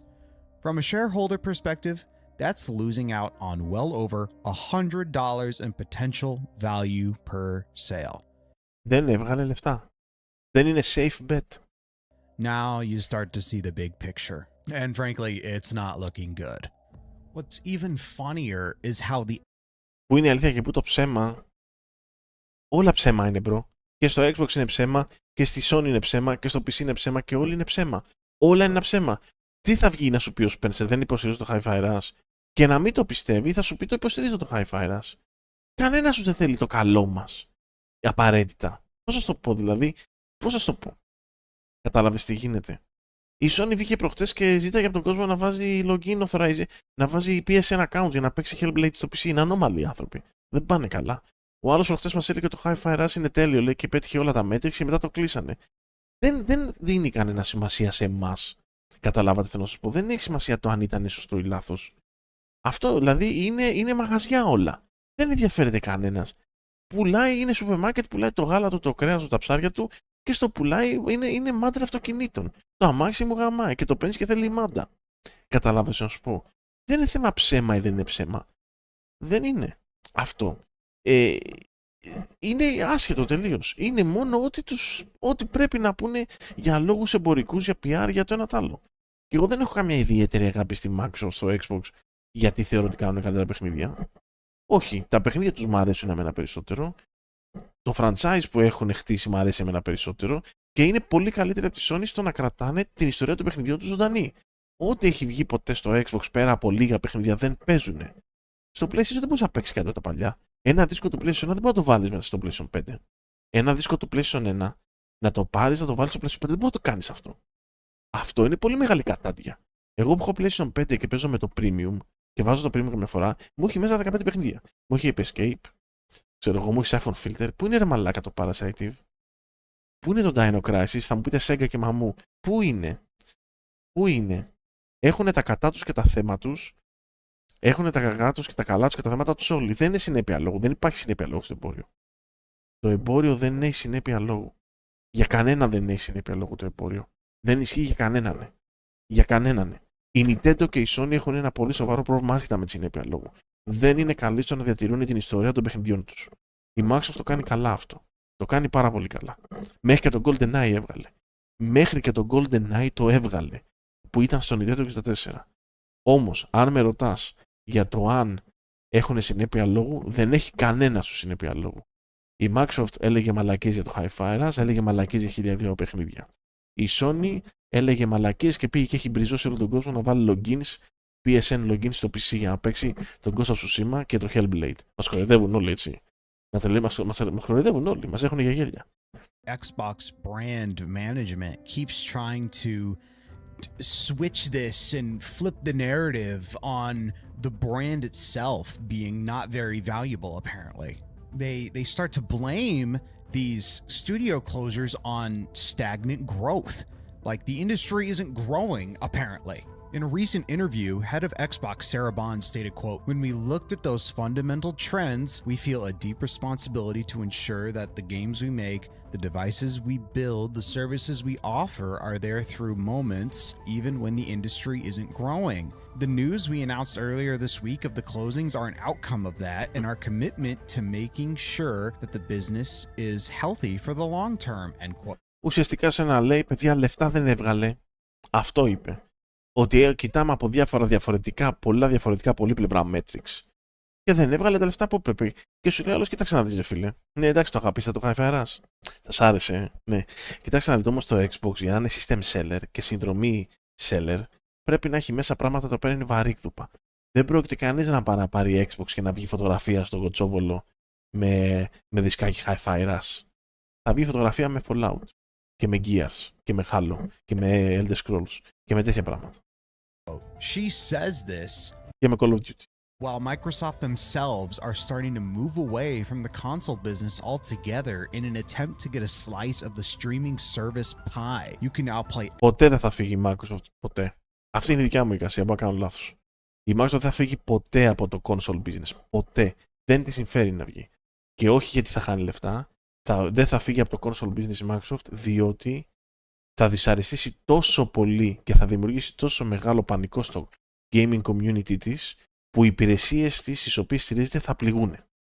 Όταν θες να ανεβάσεις όλο το gaming division σε παγκόσμιο επίπεδο, σε όλα τα μέσα, σε όλα τα mediums, δεν μπορείς να πας να κόψεις ένα από τα πόδια αυτά και να θεωρήσεις ότι δεν έγινε κάτι. Θα είναι πολύ μεγάλο λάθος για μένα αν γυρίσει και πει, ξέρετε κάτι, κινητά, tablets, PC, στο Nintendo, στο PlayStation, αλλά Xbox δεν βγάζω κονσόλα. Θα γαμίσει ότι έχει χτίσει. Την κονσόλα θα τη βγάζει απλά για να τη βγάζει. Και θα την πληρώνει και θα την ταΐζει με τα έσοδα του PlayStation. Απλά θα το έχει εκεί να υπάρχει. Xbox games. Μέχρι που θα έρθει η εποχή που δεν θα βγάζει κανείς κονσόλες και τότε θα μπορεί να το κάνει. Θα είναι λογικό δηλαδή. Μέχρι που, όταν θα έρθει η εποχή που και το PlayStation θα πει, εγώ δεν κάνω κονσόλα. Ξέρετε, δεν ξέρω σε 30 χρόνια. Λέω, δεν ξέρω. On your phone, on your computer, and your smart TV. Even though you can still buy a box that goes under your TV, that's not what they want you to do, because that saves them on manufacturing. So, which is it? Are these games underperforming? Is it the brand's stagnant growth that's the issue? Are they firing to focus on other things? Are AAA games getting too expensive to make? What's the point of buying all these studios if they can't even make the games they were bought to make? Hell, what's the point of buying these studios if they're just going to be unfairly compared to one of the highest grossing media franchises in the world? Well, maybe these are all questions Microsoft should be asking themselves. All of this inconsistent communication is even more strange when you consider Γεια σου Παναγιώτη μου, καλώς ήρθες στο stream. how Xbox management has been posting about this situation. In a brilliant example of being unable to read the room, in a recent Xbox town hall, Matt Booty has said, quote, "We need smaller games that give us prestige and awards," end quote. He said this the day after closing Tango Gameworks. Μαλακίες. Δεν γίνεται να τα λες αυτά όταν κλείσεις το Tango. Έχει δίκιο ο YouTuber εδώ. Τη μια μέρα αφού κλείσει το στούντιο, βγαίνει και λες: χρειαζόμαστε μικρότερα παιχνίδια, λέει, τα οποία μας δίνουν πρεσίς και awards. Λες και δεν έχουν συνοηθεί μεταξύ τους. Λες και δεν είναι στην ίδια εταιρεία, λες και δουλεύουν αλλού αυτοί οι άνθρωποι. Καταλάβατε. Λες και δουλεύουν αλλού είναι. Μια μέρα αφού κλείσει το στούντιο, πήγε και είπε αυτή τη μαλακία. Λες και ήταν άρρωστος και δεν ήξερε τι έγινε. This the day after closing Tango Gameworks. And in Και γελάει ο κόσμος όλος μετά. another example of being completely tone Βγες και πες, δεν θέλουμε μικρά στούντιο, δεν θέλουμε awards και prestige, δεν θέλουμε τίποτα, θέλουμε λεφτά. Καλύτερα θα σε εκτιμήσουν με το να βγαίνεις και λες αυτές τις μαλακίες αφού έκλεισες το στούντιο μια μέρα μετά. death. President of Xbox Sarah Bond posted on LinkedIn, quote, "Welcome to our office," end quote, with a photo of some empty Xbox offices on the same day the 3 studios were shuttered. Real classy stuff there, guys. So... Ό,τι να είναι, δηλαδή. Έχει δίκιο, ό,τι να είναι. Κι εγώ Xbox fan είμαι, αλλά ό,τι να είναι. Κουκουρούκου, μαλάκα. Μην ποστάρετε τίποτα σήμερα, ρε μαλάκες. Αφήστε το για μεθαύριο. Let's talk about trust. Trust is earned when words meet actions. However, while Microsoft says one thing, they do something else. Every time Phil Spencer goes on a media circuit to do a presentation or a podcast, it's all PR. I don't think anyone doubted this, per se, but now it's dead obvious that these are just words to cover his own ass of any accountability. Last year, after Redfall released to very poor reception, Phil Spencer began the media circuit yet again. In an Δεν θα τους αδικήσω για το Redfall, γιατί φίλε τους κάνανε ρόμπα. Η Arcane τους έκανε ρόμπα. Τους ξεφτύλισε, τους κάνανε ρεζίλι. Δεν ξέρω πόσο έλεγχο είχαν από πάνω, αλλά ρε φίλε τους έκανε ρόμπα σαν franchise. Την Τρίτη μπαίνουν ωραία παιχνίδια στην PS Plus Extra. Τι παιχνίδια μπαίνουν? interview with Kind of Funny Games, he said, quote, "I want to give the teams the creative platform to go and push their ability, push their aspirations," end quote. In his own words, he wants to give developers the opportunity to flex their creative muscles and create something amazing. But when all the nuts are on the table and he has the difficult decision to lay off as many people as possible and mopes and hides because he's so ashamed of the decision, it's all performative. That's not a real leader. A real leader would defend his staff in the face of budget cuts. A real leader would carry the brunt of any mistakes from people lower on the totem pole, because that's his job. If you really believe in the vision of Xbox Game Studios, you would be fighting for it with everything in your power. But instead, he pulls the trigger, then hides. He's been... Δεν έχει άδικο.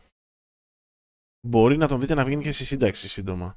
Παιδιά, εγώ φεύγω, θα έρθει ένας άλλος, θα πάρει τα εκατομμυριάκια του και τα πάμε. dead silent since the studio layoffs began, despite being so proud of them. Phil Spencer, Matt Booty, Sarah Bond, and the rest of the Xbox management team are cowards and liars. They claim to love games and want to support developers doing what they do best. Αλλά τη δουλειά τους κάνουν, εντάξει, οκ, ήρεμα. Αλλά παίζει να υπάρχουν, όχι παίζει, σίγουρα υπάρχουν άλλα αφεντικά από πάνω, τα οποία τους λένε τι πρέπει να κάνουν. Cultivating them and giving them the resources they need to thrive, all while taking the brunt of any financial woes that may ensue. When you have that much money, you should be able to experiment and fail and ultimately let creators create. Έχει δίκιο σε αυτό, δεν έχεις τόσο πολλά λεφτά. Το μόνο που πρέπει να κάνεις είναι για χρόνια να κάνεις experimentation, trial and error, RNG. Να δοκιμάσεις πράγματα να κάνεις, δεν φτιάχνονται τα branch έτσι σε μια μέρα την άλλη. Δεν γίνεται, δεν έβγαλες λεφτά με την πρώτη, σε κόβουμε. Είναι κάπως αυτό τώρα. Because that's what you bought them for. It's okay if Redfall sucked ass when it came out, because you're Microsoft. You can stand to have a failure every now and then. When you have so many creative teams behind you, that's bound to happen. Not everything is a banger, and yet, at the same time, they will happily throw any developer who cannot meet any arbitrary financial goals under the bus. If there was any trust left with the Xbox management team, it's all but gone now. They never wanted talent. They wanted the next Call of Duty. I'm sure that all studios under Έχει δίκιο. Έχει δίκιο. Έχει δίκιο. The company, Activision Blizzard. They will want every game released these days to be a mass market, consumer milking products with no identity or innovation, whether they say it out loud or not. Because that's what the shareholders want. And what Πρέπει να οικονομήσει αυτούς που δίνουν λεφτά, που προσπαθεί να κρατήσει και να δώσει δύναμη στα παιχνίδια που θα βγάλουν εκατομμύρια και δισεκατομμύρια. Ό,τι προσπαθεί να κάνει η Sony. Και βγάζει συνέχεια τα ίδια και τα ίδια. Δηλαδή, πάει να κάνει το ίδιο πράγμα. Εκεί που λες ρε γαμώτο, μια χαρά, έχει πάρει 500 στούντιο για να κάνει 100 διαφορετικά παιχνίδια, καλά και κακά, διαφορετικά θα πάει να κάνει όλα ίδια τώρα. Ό,τι κάνει η Sony, copy-paste. Όλα ίδια. Για να βγάζουν εκατομμύρια. Το ίδιο πράγμα. Sony επί 2 δηλαδή. The shareholders want, they will get. That is what's being shown loud and clear. I can foresee the same closures happening to other Microsoft-owned studios as well. Double Fine, Ninja Theory, Obsidian, and Exile Entertainment. As far as I can tell, all of these studios are considered expendable to Microsoft at this point because pedigree isn't enough. Awards aren't enough. Games aren't enough anymore because at the end of the day, it's not about how fun they are. No, it's about how much they make. And if the line goes down, there will be hell to pay. Every following layoff only helps to put the Xbox brand even more in the green. Doesn't matter how much they paid the developers to begin with. They're all expendable in the quest for bigger number. The line must go up. So say goodbye to good games from Xbox. Say goodbye to all the developers that created something worth playing. To all the developers that put their lives into creating the art. Αυτή τη στιγμή ψιλοσυμφωνώ και συμφωνώ αρκετά και είμαι ακόμα διστακτικός να το δεχτώ αυτό που λέει ο τύπος εδώ, ο YouTuber. Μπράβο το ωραίο βίντεο. Εάν όμως βγει αύριο και πει ξέρεις κάτι, κλείνω την Ninja Theory μετά το Hellblade 2, εκεί θα είμαι 100-200% σίγουρος για αυτό που λέει. Για αυτό που λέει. Θα είμαι 200% σίγουρος. Ξέρεις κάτι. Είναι ότι θα πω ότι ξέρεις τι. Αλλά δεν άμα βγει αύριο και πει το Hellblade 2 δεν πήγε καλά. Που δεν θα πάει καλά. Θα το δείτε. Το Hellblade 2 δεν θα βγάλει λεφτά. Και πει κλείνω και την Ninja Theory. Καταλάβω θα σου πω. That you enjoy. Say goodbye to John Johannes, to Yuji Nakamura, to Suichi Kobori, and everyone else who worked at Tango, to everyone who worked at Arcane Austin and Alpha Dog Games. Because let's be honest, when a new Snoop Dogg... Η Alpha Dog δεν μας πολύ νοιάζει, έτσι κι αλλιώς το εντάξει, όχι προς Θεού οι άνθρωποι, αλλά δουλεύανε, το ψωμί του βγάζαν, αλλά θέλω να πω ότι σαν στούντιο δεν έκανε κάτι. Αυτό το Mighty Doom ήταν μια απόλυτη αποτυχία, έτσι, και κακό παιχνίδι κιόλας. themed skin pack for your Call of Duty character can make more profits than an award-winning single-player action game. Ναι, ένα skin, αυτό το Snoop Dogg που βγάλανε, βγάζει πολύ περισσότερα λεφτά από ένα ολόκληρο παιχνίδι 5 ετών. Τι θες να σου κάνει άλλος, παιδιά? Τι θες να σου κάνει, να δώσει λεφτά, να φτιάξει Hi-Fi 2? Στα αρχίδια μου θα σου πει, βγάλε εδώ skin Snoop Dogg να βγάζουμε λεφτά. Γι' αυτό σας λέω, το indie είναι που μας έχει μείνει. Ό,τι indie σοβαρό μας έχει μείνει, γιατί κυκλοφορεί και indie σκουπιδιάρικο, ό,τι indie σοβαρό μας έχει μείνει είναι που κρατάει τις πύλες. More obvious, was it? Oh man, I know this video has been pretty somber, to say the least, but I want you to know that not everything is doom and gloom in the gaming industry. I personally believe that indie games are thriving and have never been more amazing than they are now. Just this year alone, we've seen amazing games such as Manor Lords, Pacific Drive, Hades 2, and my personal favorite game of the year choice, Balatro. I would encourage you to find solace in developers and publishers that care about the games they make and aren't beholden to the whims of shareholders in search of high profits. Yes, gaming is a business, but at the end of the day, it's a business that lives or dies based on the creatives behind it. So go out and play some good games. Support publishers that care for their developers. And most of all, go out and thank a game developer today for the hard work they do. Without them, we wouldn't have the games we play today. They're the people that make the games, not the spineless hacks who decide who gets to make them in the first place. If you like this video, please give it a thumbs up or thumbs down depending on how. Ωραίος, Testing Triangles λέγεται. Παιδιά, 141 subscribers έχει το κανάλι του, 7.000 views στο βίντεο, μικρός. Μπράβο του πάντως για πολύ μικρό κανάλι. Πολύ μικρό κανάλι, ωραίο βιντεάκι. Εγώ συμφωνώ μαζί του. Αν ήταν καλή ή κακή εξαγορά, θα πρέπει να έχω ένα εξαίρετα στούντιο. Δεν μπορώ να σου απαντήσω όταν καλή ή κακή εξαγορά. Εάν δεν την είχε η Microsoft, την Activision Blizzard, θα την είχε κάποιος άλλος. Θα την είχε με Tencent, θα την είχε η Blizzard η ίδια. Δεν ξέρω ποιος θα την είχε.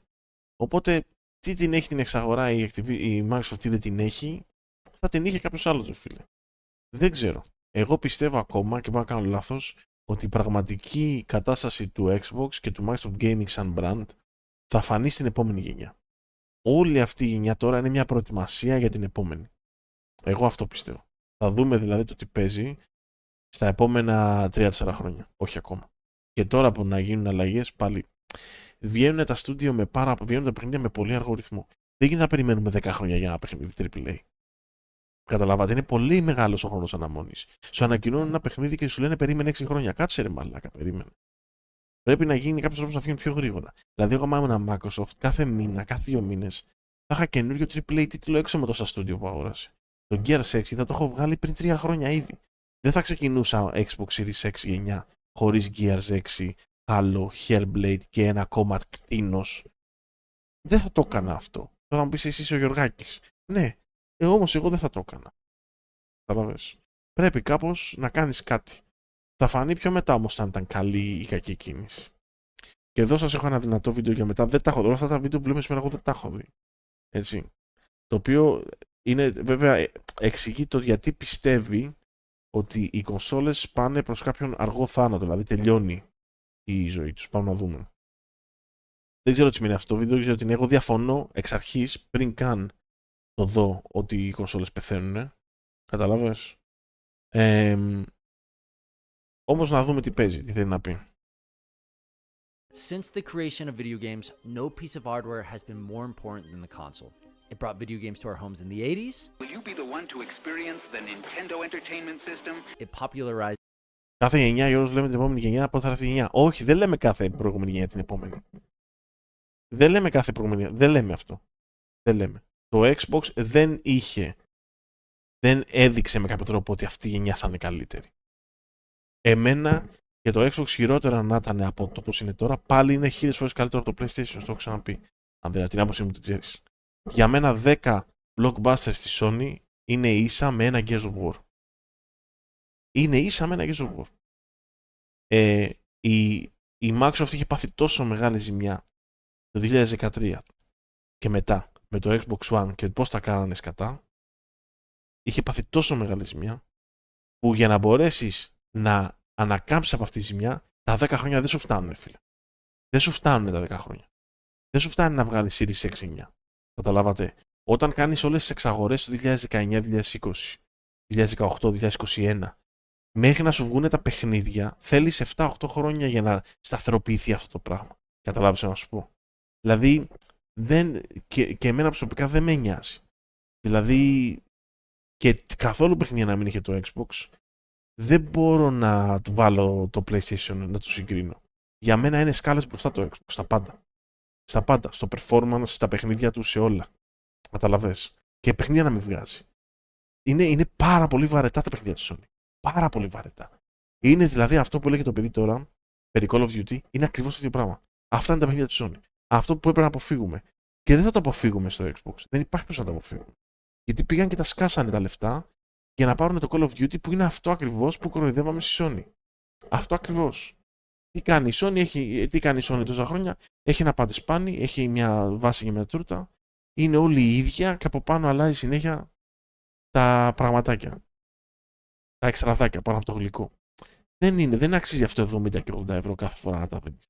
Γι' αυτό και το Spider-Man 2 πήρε τα αρχίδια μου στο Awards. Ο κόσμος δεν είναι μαλάκας. Σου λέει κάτσε ρε φίλε, θα του δώσουμε Awards. Για 80 ευρώ copy-paste. Δεν γίνεται έτσι. Όμως αυτό τώρα κινδυνεύει να το πάθει Microsoft. Έχει την πιο δυνατή κονσόλα? Ναι, μπορεί να έχει την πιο δυνατή κονσόλα. Αλλά το θέμα είναι το πόσο οι developers την εκμεταλλεύονται. Οι developers δεν τους νοιάζει το Xbox τόσο όπως τους νοιάζει το PlayStation, γιατί το PlayStation πουλάει περισσότερο. Και τρανό παράδειγμα είναι το Fortnite. Το Fortnite στο Series S, στην απλή κονσόλα, παίζει φοβερά. Και όλος πάει και μου βγάζει παιχνίδια της πούτσας και παίζουν στα 20 FPS. Δεν δίνουν σημασία στο Xbox γιατί είναι πουλημένοι. Τα Game Awards είναι ξεκάθαρα. Δείτε τι έκανε το Baldur's Gate. Δείτε τι έκανε και το Alan Wake. Και ευτυχώς βγήκαν αυτά τα παιχνίδια στα Game Awards. Και έχω ακόμα πίστη στο gaming λαό και το ότι δεν είναι πουλημένα όλα. Γιατί άμα έβγαινε με awards στο Spider-Man, θα έλεγα εντάξει, μαλάκα, πουληθήκαν όλοι. Ξεπουληθήκανε. Ξεβρακωθήκανε. Them in the 90s, 16-bit Super Nintendo, and transformed home entertainment in the 2000s. For decades, consoles have pushed the world of gaming and technology into the future, with many consoles being combined to create supercomputers for governments or banned from certain countries because of the console's advanced technology. And the PlayStation 2 became the repeated target of war-related media coverage. Every console generation seemed to propel us forward, bringing something new, powerful, or innovative. But in the past 10 years, consoles have fallen behind, with many people jumping ship to PCs and phones. What was once a console-dominated industry has now become a place where consoles sit. Το PC έγινε και πιο εύκολο. Το PC γενικά έγινε πιο εύκολο να το προσεγγίσεις σε σχέση με παλιά. Ακριβότερο είναι, αλλά έγινε πιο εύκολο. Είναι πιο προσεγγίσιμο το PC, γιατί το έκανε πιο εύκολο αυτό. Όπως επίσης και τα κινητά έχουν ξεφύγει πια, έτσι. Το iPhone 15 σου λέει, παίζει λέει το Resident Evil 4. Τι ας πω τώρα. Third place, slowly losing market share year after year, with many investors telling new game makers to avoid consoles. We sit in these seats as venture capitalists, and I think if a founder came to us and said they were going to try and start a game and ship it on console, we would be like, what? Why? But back in the old days, it wasn't PC versus console versus phone. It was console versus console. Why? Γιατί είναι fanboy στο PC. Το console έχει γιγαντιαίο market. Γιγαντιαίο market. Η μόνη λογική εξήγηση που μπορώ να δώσω είναι ότι δεν γουσάρεις κονσόλες, μπαμιά. Η μόνη αυτή λογική εξήγηση που μπορώ να δώσω. Τι πάει να πει why. Έχει τεράστιο market share η κονσόλα. Γιγαντιαίο market share. Όπως έχει γιγαντιαίο market share και το PC. Και εμείς το δικό μας παιχνίδι που φτιάχνουμε και έχουμε χαλάσει ένα κάρο λεφτά, θα σας το δείξω όταν έρθει η ώρα, θα βγει βεβαίως και στην κονσόλα. Γιατί να χάσουμε τα λεφτά εκεί πέρα. And these console wars brought us the greatest gaming hardware generation after generation. But the constant battle for dominance has driven the very thing we've been fighting over to its grave. And Microsoft is behind it. Game console wars. The console wars. The console wars and console wars. Real quick, before I dive in, we need to talk about today's sponsor, NordVPN. Sponsors are important for the channel because half of all of our sponsor revenue goes to help fund indie developers. And unlike Indie discount, you can get 4 months extra on a 2-year plan by checking out the link below. It's risk-free. Θέλετε να πάρετε VPN? With Nord's 30-day money-back guarantee, and you can get access to all these great services. So as someone that has used multiple VPNs over... Γεια σου Dethroned, βαρέθηκα και το κλείσα, γι' αυτό δεν παίζω. Άμα μου ξανάρθει θα το ξανανοίξω, εντάξει? Υπόσχομαι. Άμα μου ξανάρθει το ανοίγω, υπόσχεση. For the years, I highly suggest NordVPN, and I want to thank them for sponsoring us and helping us fund indie developers. Long before I was around, the first console war began. A war waged by Atari and Intellivision. Although the Atari was the first and is the most well-known, the Intellivision had better graphics and sounds.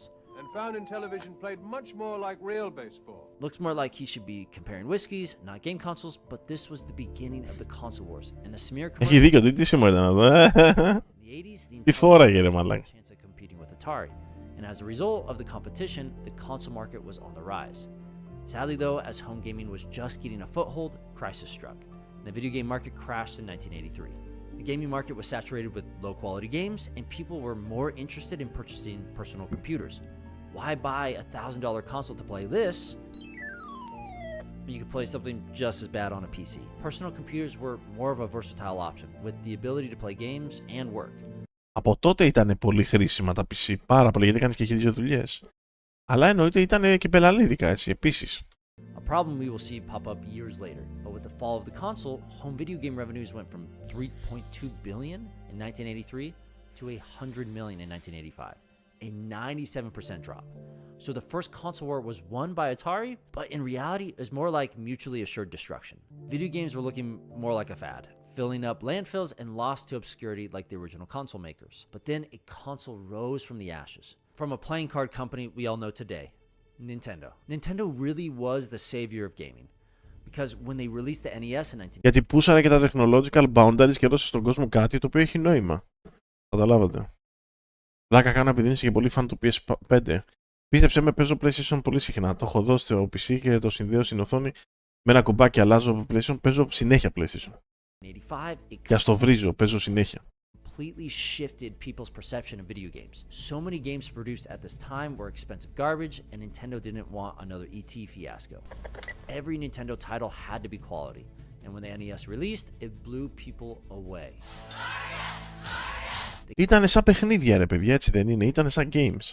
The gameplay, the stories, the characters, practically every prominent Nintendo IP. Υπήρχε ένα brand από πίσω, υπήρχε ένα brand. The NES was gold.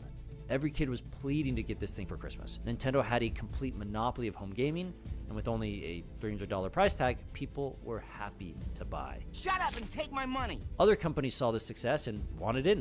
One company in particular stepped into the ring against the console king, and they did it in style. What Nintendo?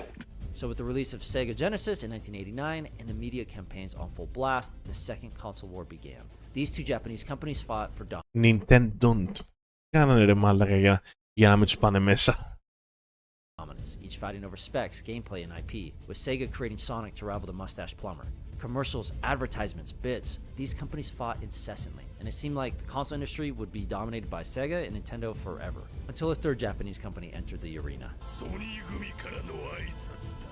When Sony joined the brawl, the company jumped to first place immediately. The PlayStation was incredible. It was more powerful than anything out there. Τους γάμισε όλους η Sony. Τους ξεκόλλιασε. Κάτι, προσπαθώ να θυμηθώ την ιστορία, ήταν ότι προσπάθησε να πουλήσει η Sony σαν external plugin hardware στο Nintendo και Nintendo είπε σε θέλω. Κάποια ιστορία, πείτε μου εσείς. Και τελικά είπε να κάνω δικιά μου κονσόλα η Sony και τα γάμισε όλα. Κάτι τέτοιο. Ήταν σαν extra hardware το οποίο θα κόλλαγε στο Nintendo νομίζω και η Sony και η Nintendo είπε όχι δεν σε θέλω. Και λέει έτσι είσαι πάνω να φτιάξω την κονσόλα μου και τα γάμισε όλα. Not cartridges for its games. On top of great hardware, they had a top-notch cast of characters, ranging from Cloud to Crash Bandicoot. Your worst nightmare has arrived. Sony was geared to win the next console war, and its Mexican standoff caused Sega to fall behind, leaving the console industry to never return. And then number two. Through most of the 80s and 90s, the Japanese dominated the console industry. From Nintendo to Sega to Sony, no one else dared to compete or they died trying. But then Microsoft and Bill Gates did the unthinkable. They not only entered the console market, but they entered it with this. What the hell is that? Although the original Xbox looked like a green monstrosity when compared to the PS2, όχι Γιώργο, δεν είναι τα ίδια παιχνίδια. Το God of War είναι διαφορετικό από το God of War το 3, το Bloodborne είναι διαφορετικό παιχνίδια, το Till Dawn είναι διαφορετικό παιχνίδια. Δεν διαφωνώ. Εντάξει, δεν διαφωνώ. Πες τα ότι είναι διαφορετικά. Δεν χρειάζεται όμως να δίνω 80 ευρώ για να παίζω αυτά τα ίδια διαφορετικά παιχνίδια. Δεν σου λέω ότι η Sony, η Microsoft αυτά που κάνει δεν είναι ίδια και αυτά ίδια είναι. Το χάλο με το χάλο. Τουλάχιστον δεν χρειάζεται να δίνω 80 ευρώ για να τα παίζω. Κατάλαβες. Αυτό είναι το πρόβλημά μου. Το θέμα είναι ότι με το Game Pass, ό,τι και να βγάλει, και ας είναι το ίδιο, το παίζω χωρίς να το πληρώνω. Δεν χρειάζεται να δίνω 80-100 ευρώ για να παίζω τα ίδια παιχνίδια που είναι και διαφορετικά. Εκεί το πάω εγώ. The Green Box was powerful, way more powerful than the PS2 or GameCube, but it was new and it didn't have that many games, so it sold only 24 million copies. Και για να είμαστε δίκαιοι, αυτά τα God of War τα τελευταία, ωραία είναι, διασκεδαστικά είναι, αλλά God of War δεν είναι. Είναι κάτι άλλο. Pretty good until you compare it with the PlayStation 2. But the Xbox did good enough for Microsoft to greenlight the next one. And thank goodness they did. Because the next console generation would be the biggest fight in console history. This is your new Xbox 360. We've got one. Now on to PlayStation 3. I owned every one of these consoles, and each one had something I couldn't resist. The technology in the PS3 was amazing. Blu-ray DVDs players at the time were close to $1,000, and you got one built in the PS3 for only $600. The Xbox 360 had the best game lineup and community. That original interface. Το Xbox 360 ήταν φοβερό. Είχα και PlayStation 3 και Xbox 360. Το Xbox 360 ήταν φανταστικό. Φανταστικό. Was just oozing fun and friends. And then there was the Wii. This little white box had Wii Sports, Brawl, and Super Mario Galaxy. Those games were awesome. I don't remember playing much else since most Wii games were kind of gimmicky, but it was still tons of fun and the commercials were great. We would like to play. This generation was fiery hot. Every console had something unique about it and the sales were neck and neck. This generation ended up being incredibly important because this was the last real battle of the console war, where consoles duked it out, each with their own personality and value. When consoles... Ξέρετε κάτι, ναι, έχει δίκιο. Δεν είναι ότι μπορεί να ήταν η τελευταία φορά που έγινε πραγματικός πόλεμος κονσόλες. Γιατί και οι δύο κονσόλες, τρεις κονσόλες, ήταν κονσόλες με φοβερό παρουσιαστικό και φοβερή ταυτότητα. Καταλάβατε. Φοβερή ταυτότητα. Ήτανε πραγματικό console war γιατί παλεύανε μεταξύ τους και δεν ξέρεις να πρωτοδιαλέξεις από την εκπληκτική παρουσία που είχανε. Καταλάβατε. Όλες οι κονσόλες. Όλες. Και αυτό ήταν πραγματικό war. Τώρα είναι ψεύτο war. Δεν είναι, ήταν γκέτο τότε, γκάγκστα. Τώρα δεν είναι τίποτα. Είναι British, τι να σου πω, δηλαδή τρίτη γυμνασίου με στιλετάκια. Δηλαδή, τι να σου πω, ψεύτικα πλαστικά. At their peak. But the next console generation would be quite different. 7 years after the 7th gen consoles were released, it was finally time to see what was coming next. And Sony announced the PS4. PlayStation. The PS4 looked like a great console with all sorts of games and community-driven features. Not to mention you could use it as a media player. People were excited. People were also excited though to see the new Xbox. The 360 had been amazing, aside from the red ring of death, and players couldn't imagine what the Xbox... Εκεί τα κάνεις όλα ρε φίλε και σου λέω, δηλαδή όταν έχεις τόσο μεγάλη επιτυχία από το 360 πρέπει να πας και να τα κάνεις πουτάνα στο επόμενο. Και τα έκανε πουτάνα. Ναι, τα έκανε πουτάνα. Παίζεις τώρα Xbox και παίρνεις game, γαμάει η κονσόλα, ναι. Xbox announcement had in store. Go to Internet Explorer, Skype. When you're exercising, it can read your heartbeat. The announcement was bad. People weren't sure if this was a Media Center, μαλάκα. console or some kind of device to watch movies and Skype your friends. I'm looking forward to you showing off the great work we're doing with our partners at ESPN. I felt like Microsoft talked about everything but normal games. They were so focused on being the future of family room technology, they forgot why people buy consoles in the first place. Games. Fortunately, we have a product for people who aren't able to get some form of connectivity. It's called Xbox 360. Even when they did talk Όπο about μαλάκα, δεν το πιστεύω ότι λάθη κάνανε. Τα λάθη που κάνανε τα απίστευτα μαλάκα. controversial because it was uncertain if you could play your titles offline or even share them with your friends. Sony, of course, saw all of this chaos and had a little fun with the controversy. This is how you share your games on PS4. Thanks. Sadly, the Xbox One flopped on release, and it wasn't Και εκεί τους κατέστρεψε με αυτό το βιντεάκι, τους γάμισε τελείως. the only one. A few months earlier, Nintendo released this horrendous thing. A console that allowed you to play games on a tablet, but you couldn't really travel with it. So it was like this console wannabe handheld thing. I didn't get it. I don't get it. And neither did most people. It failed hard. This was the first time Nintendo wasn't profitable, and the company was struggling. Everything but the PlayStation was crashing and burning. Xbox lost its identity as a gaming console, and Nintendo made a console that was trying to be a handheld. By just making a normal console, Sony immediately won the battle. But the divide just got even bigger, thanks to exclusives. The amount of exclusive games PlayStation had was leaps and bounds better. Want to play Halo 4? Buy an Xbox One or just play it on the Xbox 360. Whatever, who cares? Want to play any of these games? Yeah. Όσοι κονσόλες από παλιά προσπαθούσαν να γίνουν media center, ιστορικά παίρνανε το λούπο, βλέπε Panasonic 3D κτλ. Παιδιά, δεν μπαίνει κανείς κονσόλα για να έχει media center, είμαστε σοβαροί. Άμα θέλω να δω ταινία, βάζω Netflix ή Smart TV μου και βλέπω ταινία. Τι κονσόλα θέλω για να παίξω παιχνίδια. Johnny Rec, καλώς ήρθες στο stream. Γεια σου, Johnny. Καλώς το να. PlayStation 4. So Sony won the battle. But Προφανώς και η Sony κέρδισε τη μάχη. Ξέρετε πόσο χρόνο θέλεις για να ανακάμψεις από μια τέτοια ζημιά όταν είσαι μια κονσόλα σε μια παγκόσμια αγορά. Μην ξεχνάτε ότι αυτά τα 7-8 χρόνια που το PlayStation 4 έσπροχνε, μαλάκα ο κόσμος έφτιαξε τις βιβλιοθήκες του. Δεν αλλάζει ρατόπεδο. Like any other console fight, this one would have long-lasting consequences. Such an impact that the Wii U would be Nintendo's last console. Huh? What about the Switch? Some people are really stupid. The Switch isn't a console.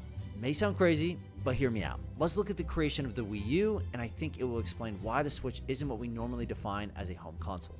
Since the N64, Nintendo had been in second place to the PlayStation, losing over and over. So Nintendo branched out with the Wii. Και το Nintendo 64 ήταν εκπληκτική κονσόλα, έτσι. Ο έρωτας που είχα με το GoldenEye ήταν σε άλλο επίπεδο. No longer competing on specs, but instead taking a blue ocean approach with a focus on unique gaming experiences. It worked. But like I said before, the Wii was kind of gimmicky, and Nintendo knew they couldn't do the same gimmick twice. So when the new console was in ideation, leadership noticed something. Nintendo had been losing the console war to PlayStation for years, but they had been winning the handheld war. No one even came close to Nintendo's dominance in the handheld market, which sparked an idea. People love Nintendo handheld so much, why not package one in with the console? Και δούλεψε έτσι, και ήταν και καλό μηχάνημα και φοβερό. Μπορεί τα specs του να μην είναι εκεί, αλλά είναι καλό εργαλείο. Someone at Nintendo had a great idea with the Wii U, but had bad execution. Instead of making a console with handheld capabilities, they needed to make a handheld with console capabilities. Sound like something? The Switch is first and foremost a handheld. It is a hybrid device for on the go that can also be plugged into a TV. And it's brilliant. Nintendo had been playing in two markets for 30 years, dividing the resources between the console and their handhelds. But with the Switch, they could focus on making great games for one platform, mobile hardware for any situation. So Nintendo exited the console war in 2017, and I don't see them ever making a return. Which leaves us with two. the duopoly. For years, the PlayStation and Xbox have fought for the right to say, we're the best. Best games, most storage, top-of-the-line graphics, with adamant fans fighting with them. But when the Xbox One fell behind, the leaders of Microsoft Gaming division realized something. This loss was going to hurt. Unlike any other console generation, this gen introduced digital games. Games that could be played on any future console. We lost the worst generation to lose in the Xbox One generation, where everybody built their digital library of games. Αυτό που σας έλεγα πριν. Η Microsoft έχασε τη χειρότερη γενιά που θα μπορούσε να χάσει. Εάν έχανε την προηγούμενη γενιά, του 360, καλώς. Γιατί μπορεί να υπήρχαν digital πράγματα, αλλά ακόμα τότε το digital δεν είχε προχωρήσει όσο πολύ. Και εγώ έπαιρνα κάτι στο digital, κατεβαίνα στο πλαίσιο την εποχή του 360 και έπαιρνα καρτούλες να γυρίσω πίσω, να βάλω τον κωδικό, να μου βάλει funds, να αγοράσω παιχνίδι στο Xbox Store. Το 360 τώρα δεν ήταν τόσο mainstream. Με το ζόρι γινόντουσαν όλα. Το πραγματικό digital landscape χτίστηκε στο PlayStation 4 και στο Xbox One. Και αυτό που λέει ο Spencer, χάθηκε αυτή η μάχη την εποχή αυτή που ήταν η σημαντικότερη γενιά για να μην χαθεί η μάχη αυτή. Την εποχή δηλαδή όπου ο κόσμος έχτιζε τις βιβλιοθήκες του. Όπως εγώ έχω μια βιβλιοθήκη με 2.000 παιχνίδια στο Xbox και μου είναι δύσκολο να κάνω το PlayStation τη βασική μου κονσόλα. Γιατί δεν εκεί έχω 300 παιχνίδια, δεν έχω 2.000 και 3.000. Έτσι. Καλά, πάω να υπερβάλλω, πάω να έχω λιγότερα, αλλά πάνω από 1.500 σίγουρα. Αυτό να σου πω, δηλαδή χάθηκε η μάχη στη σημαντικότερη γενιά. Άντε πίστονα τον άλλον τώρα να αλλάξει, δεν γίνονται αυτά τα πράγματα. So Xbox lost the most important console battle, with digital games being a driving force. And Microsoft realized they couldn't win the console war against PlayStation. We're not in the business of out-consoling Sony. Ναι, γιατί δεν το συμφέρει να το πει αυτό, έτσι. Και εγώ Xbox fanboy είμαι, Xbox fan είμαι. Αλλά την αλήθεια τι λέω, δεν τον συμφέρει να το πει αυτό. Τι, να δώσει δύναμη στον άλλον, να. Αφού δεν του φτάνεις, άστο καλύτερα, κάνει κάτι άλλο. Or out-consoling Nintendo. There isn't really a great solution or win for us. So they decided on a different strategy, something that would take years to implement, but it would finally put Xbox on top. There's just one problem. To be the best, Xbox would have to kill the console. Now, this is speculation. I want to make sure that is crystal. Ενδιαφέρον. Δεν το σκέφτηκα αυτό. Πρώτη φορά το σκέφτομαι αυτό. Μπορείτε να πείτε χαζό μερικοί. Υπάρχει περίπτωση, αυτό το κόνσεπτ το ακούσατε. Υπάρχει περίπτωση για να κερδίσει ο Microsoft να προσπαθεί να σκοτώσει τις κονσόλες επίτηδες. Δεν μου ξαναπάρει στο μυαλό εμένα αυτό το πράγμα. Έχει περάσει κανένα από εσάς. Αλήθεια τώρα. Something that would take years to implement, but it would finally put Xbox on top. There's just one problem. To be the best, Xbox would have to kill the console. Now, this is speculation. Okay, τον ακούω. I want to make sure that is crystal clear. But if we look at the actions of Microsoft and the model they are pursuing, it makes sense to kill the console. Why? Because it's a razor and blades model. If you're not sure what that means, this is how the model works. A razor you buy at the store is sold at a loss. But razor companies do this because they recoup their money and make tons more by selling blades for a high margin. That's why companies like Gillette sue anyone that makes blades that fit their razors. Consoles are the same way. Ναι, γιατί θέλει να πουλάει αυτό οι λεπίδες. Consoles are normally sold at a loss, oftentimes a loss of hundreds of dollars per unit. We're subsidizing that purchase somewhere between $100 and $200 with the expectation that we will recoup that investment over time. But most δεν βγάζει λεφτά η κονσόλα, το πιστεύω. Console companies make back their money with publishing fees and first-party games. So whoever is winning party games. So whoever is winning the console war is selling more games, which minimizes those console costs and makes the console company way more money because of all the blades or games they're selling. But if you are losing the console war and people aren't buying your hardware and games, your costs can kill you, which is why so many companies have dropped out of the industry or died competing. It can cost billions of dollars to develop a console, and you have to develop a new one every 5 to 8 years, restarting the process and going back into the red. So as the consistent loser in the console war, Microsoft had every incentive to kill the console. And the first step in accomplishing their goal was to buy Minecraft. They're buying Minecraft. Fuck, δεν μου πέρασε ποτέ από το μυαλό αυτή η θεωρία εμένα. Αλήθεια, δεν ξέρω, άμα κάποιος το έχει περάσει στο μυαλό, να στο chat να μου το πείτε. Δεν μου έχει περάσει εμένα στο μυαλό ποτέ αυτή η θεωρία. Ότι η Microsoft θα προσπαθεί να σκοτώσει τις κονσόλες για να κερδίσει τους ανταγωνιστές. Οκ, το ακούω, δεν μου έχετε τραγικό σαν concept. For $2.5 billion. At the time, many thought this acquisition was an odd choice. If Microsoft was trying to save it, Και αυτό είναι χρόνια τώρα αυτό το πράγμα με το Minecraft, έτσι. Xbox One, why buy Minecraft and then not make it an exclusive, keeping it available on every platform, including your rival PlayStation? But as we know now, this wasn't Microsoft's plan. Following the Minecraft purchase, more acquisitions were made. Studios like ZeniMax Bethesda for $8 billion and Activision Blizzard for $69 billion. With more promises that most games wouldn't be Xbox exclusives. Xbox fans saw all these studio purchases in the beginning and thought, this is it. All these great games will revive the Xbox console. But according to Phil Spencer, that's not true.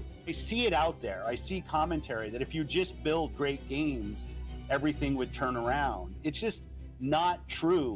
So Microsoft spent over $80 billion on game studios, and it's not to regain console share, but for building the Netflix of gaming. This was the first step in Microsoft's plan to become the new market leader and kill the console, to create the best gaming subscription service, and so far, I'd argue they are the best.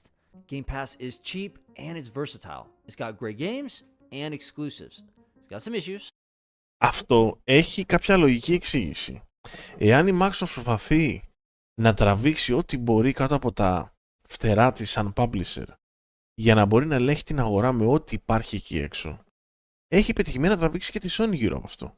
Γιατί η Sony βγάζει τα παιχνίδια στο PC τώρα υποχρεωτικά. Σου λέει δεν μπορώ και εγώ να χάνω λεφτά, τα λεφτά δεν βγαίνουν, τα βγάλω και εγώ στο PC. Δηλαδή τώρα είναι στανταράκι αυτό, βγαίνει και στο PC τα παιχνίδια της Sony. Δηλαδή, όταν θα φτάσει η εποχή όπου η κονσόλα πραγματικά δεν θα χρειάζεται, η Microsoft νικητής είναι από αυτή τη μάχη. Δεν θα έχει η Sony κονσόλα, δεν θα έχει η Microsoft κονσόλα, δεν θα έχει η Nintendo κονσόλα, λέμε τώρα, δεν ξέρω ακριβώς πώς θα γίνει, και σου λέει όλοι τη Microsoft θα πληρώνουμε τώρα, για τα παιχνίδια της ανήκουνε. Καταλάβατε τι γίνεται. Δηλαδή δεν είναι κακή εξήγηση αυτή. Το ότι η Microsoft σου λέει αφού δεν μπορώ να νικήσω τη μάχη με τις κονσόλες, θα εξολοθρεύσω τις κονσόλες. Αν το πάει έτσι. Το οποίο είναι βέβαια μια στρατηγική η οποία θέλει πάρα πολλά χρόνια. Θες 20-30 χρόνια το λιγότερο, έτσι. Γι' αυτό και ξεκίνησε με το Minecraft πριν 10 χρόνια πόσο ήταν. Don't get me wrong, but Game Pass can be played on almost any device. Not to mention it's ready. Και γι' αυτό που λέει on any device, εγώ στο χωριό μου πήγα το Πάσχα και έπαιζα στο VR Xbox με το Xbox controller με γραμμή mobile, έπαιζα αξιοπρεπέστατα. Σκέψου δηλαδή στην Αθήνα. Readily available on every Windows PC, which by the way has 1.4 billion units worldwide. And this mass market reach highlights the second step of Microsoft's plan. Make gaming, or more specifically, Game Pass accessible everywhere. In the most recent Microsoft leak, this photo was released, showing the future of Xbox hardware. And according to this Xbox infographic, the future is every device. TVs, phones, laptops, streaming sticks, cloud devices. Consoles on there, but it's not the focus. Per the leaks, the next mid-gen Xbox console to release will be all digital. And the next generation console is said to be a hybrid, combining the power of the client. Αν χαθούν όλες οι κονσόλες, πάμε όλοι PC, μπορεί να υπάρχει κάτι άλλο τότε που να σε βολεύει ή να μην πας στο PC. Εγώ δεν πιστεύω ότι θα σταματήσουν ποτέ να βγάζουν κάποια συσκευή, είτε λέγεται κονσόλα είτε λέγεται streaming device. Εγώ πιστεύω ότι θα βγαίνει πάντοτε κάποιο μηχανάκι το οποίο θα είναι έστω σαν ένα streaming device. Πώς έχεις το media player στην τηλεόρασή σου. Που δεν το χρειάζονται πια οι τηλεοράσεις, είναι smart TV. Καταλαβαίνεις τι εννοώ. Δηλαδή δεν νομίζω ότι θα εξαφανιστεί τελείως η συσκευή. Εγώ δεν το πιστεύω αυτό. Η συσκευή θα εξαφανιστεί όταν θα γίνει με ένα φυσικό, naturalιστικό τρόπο, όπου δεν θα τη χρειάζεσαι και εσύ για ό,τι που λες τώρα. Θα λες και εσύ γαμώτο δεν τη χρειάζομαι και μπορεί να μην χρειάζεσαι ούτε το PC τότε. Καταλαβες, γιατί έρχεται και η εποχή όπου τα ARM chipsets, ARM στα laptop είναι πανίσχυρα και είναι τόσο ισχυρά όσο κάρτες γραφικών πανάκριβες. Σε 10 χρόνια από τώρα μπορεί να έχεις ένα laptop με ένα τσιπάκι τόσο, το οποίο είναι τόσο ισχυρό όσο το PC μου που έχει 5.000, 4.000. Καταλαβες. Δεν είναι σίγουρο ότι... Είναι σίγουρο το cloud θα έρθει και θα τα κάνει όλα αυτά, θα σταθεροποιήσει όλα αυτά. Είναι σίγουρο το cloud κάποια στιγμή θα έρθει και όταν θα έχουμε καλό infrastructure στην αγορά, θα μπορείς να παίζεις παιχνίδια με το browser όπως κάνεις με το GeForce Now, άψογα, χωρίς artifacts, χωρίς compression, θα είναι όλα τέλεια. Naturalιστικά, όμορφα, totalitarian όλο. Θα έρθει αυτή η εποχή. Όμως θα έρθει και η εποχή όπου όταν θα αγοράζεις μια κάρτα γραφικών η οποία θα είναι ένα τεράστιο, θα είσαι θύμα. Θα έρθει η εποχή όπου το Mac σου ή το λαπτοπάκι σου το οποίο έχει ένα ARM chipset παίζει πολύ καλύτερα από τις 40-90 της εποχής, που μπορεί να είναι η 80-90. Θα έρθει και αυτό. Ήδη το laptop με εμένα, το MacBook το Mi 2, κάνει video edit πολύ πιο γρήγορα από το PC μου που έχει 4.000 με μια 4080 Super και 64 GB RAM. Και είναι ένα λαπτοπάκι με μια motherboard τόση. Οπότε... And the cloud. So the future of gaming is going to be everywhere and on everything. But why is Microsoft still making consoles if this is the future? Well, because technology isn't good enough yet, and we still need consoles. We saw what happened with Google Stadia. Gaming isn't ready to go to the cloud completely, nor are gamers. It takes... Σεμπάσιαν Καστελάνος, καλώς ανακαλώς στο stream, κάνει και προσωπικότητες. Time to move the market. This is why Microsoft is doing a hybrid console in 2028. We still need adequate hardware to run higher fidelity games, especially online games. But it is getting better. I've been streaming tons of old Xbox 360 games and indie games on my iPhone 13, and with the launch of the iPhone 15 Pro, you can now play modern games like Resident Evil Village. But what's even more amazing is that you can use your phone to play Resident Evil with ray tracing on your TV with a PlayStation controller. You literally... Σου δίνει την επιλογή. Είναι optimal ακόμα? Όχι. Είναι φοβερό? Όχι. Όμως σου δίνει τη γαμημένη την επιλογή. Can have a console in your pocket. Σε 5 χρόνια μπορεί να είναι πολύ καλό. Why buy a console when your phone can do the job? Or even better, if your TV can. Microsoft recently partnered with Samsung. You can now stream games directly onto your TV. Με συγχωρείτε, αν αυτό λειτουργούσε εξαιρετικά και με σωστό τρόπο και αν μπορούσα να κατεβάσω και το παιχνίδι στην τηλεόρασή μου για να το παίξω locally με το hardware της κονσόλα, της τηλεόρασης λέω τώρα, σιγά μην ξαναγόραζα κονσόλα. Stating in 2022, if you're new to gaming, this is an easy way to get into the fun without needing to buy a PC or console. Ο Σεμπάσιαν μάλλον είναι μεγάλος φαν του Evil Within. Γεια σου ρε Σεμπάσιαν, πείτε μια καλησπέρα στο παιδί. Και στο Τζόνι ρε. So Microsoft Αν είναι ακόμα εδώ ο Τζόνι. sorts of video game IP, and they are making their games accessible on everything. But one last obstacle has been standing in Microsoft's way: the console war with PlayStation. Microsoft needed to get people to stop fighting over consoles and start fighting over subscription services. And a golden opportunity presented itself in 2017 with the release of Fortnite. You see, in 2018, you could play Fortnite with your friends across any platform. PC to PlayStation, PC to mobile, Xbox to mobile, except one. You couldn't play Xbox to PlayStation. Crossplay between consoles wasn't possible. But if anyone remembers, crossplay between consoles was available for a hot minute in 2017. When Fortnite released, Epic Games accidentally turned on crossplay. Ξέρετε κάτι? Εδώ γίνονται οι παρεξηγήσεις. Όλοι οι YouTubers που κράζουν συνέχεια τη Microsoft για ό,τι γίνεται δεν καταλαβαίνουν ότι το μέλλον της Microsoft και αυτό που την ενδιαφέρει σαν εταιρεία δεν είναι το gaming και η παρουσία του gaming όπως την είχαμε όλοι και την ξέραμε όλοι εδώ και 20-30 χρόνια. Θέλουν κάτι άλλο να κάνουν, το οποίο δεν έχει σχέση με μηχανές. Το πάνε αλλού το πράγμα. Και μέσα στη στρατηγική τους αυτή είναι και τα παιχνίδια του Xbox να πάνε στο PlayStation. Και ξέρετε κάτι, μέσα στο όραμα που έχει η Microsoft δεν κολλάει η οπισθοδρομική σκέψη που το μεγαλύτερο community της Microsoft έχει. Το ότι που είναι η κονσόλα μου και το exclusivity το οποίο θέλω μόνο εγώ να έχω τα παιχνίδια μου. Είναι κουραστικό να βλέπεις άνθρωπους 30-40 χρονών, 50 χρονών να κλαίγονται στο Twitter για το ότι το παιχνίδι τους θα παίζεται σε κάποια άλλη κονσόλα ενός άλλου fellow gamer με τον οποίο δεν έχουν να χωρίσουν απολύτως τίποτα. Είναι πάρα πολύ κουραστικό. Πραγματικά. Δηλαδή, εμένα με ξενερώνει. Αύριο παίρνω το ψητό αδερφό μου που φεύγει season μέχρι να γυρίσει με 40-70 πάνω. Και το περιμένω να παίξω Shadow of War όλα ultra high 40 fps. Καλή σου διασκέδαση, γιώτη μου, να είσαι καλά. Ξενέρομαι όμως να γίνουν όλα streaming. Σύντομα σούπα θα γίνουν.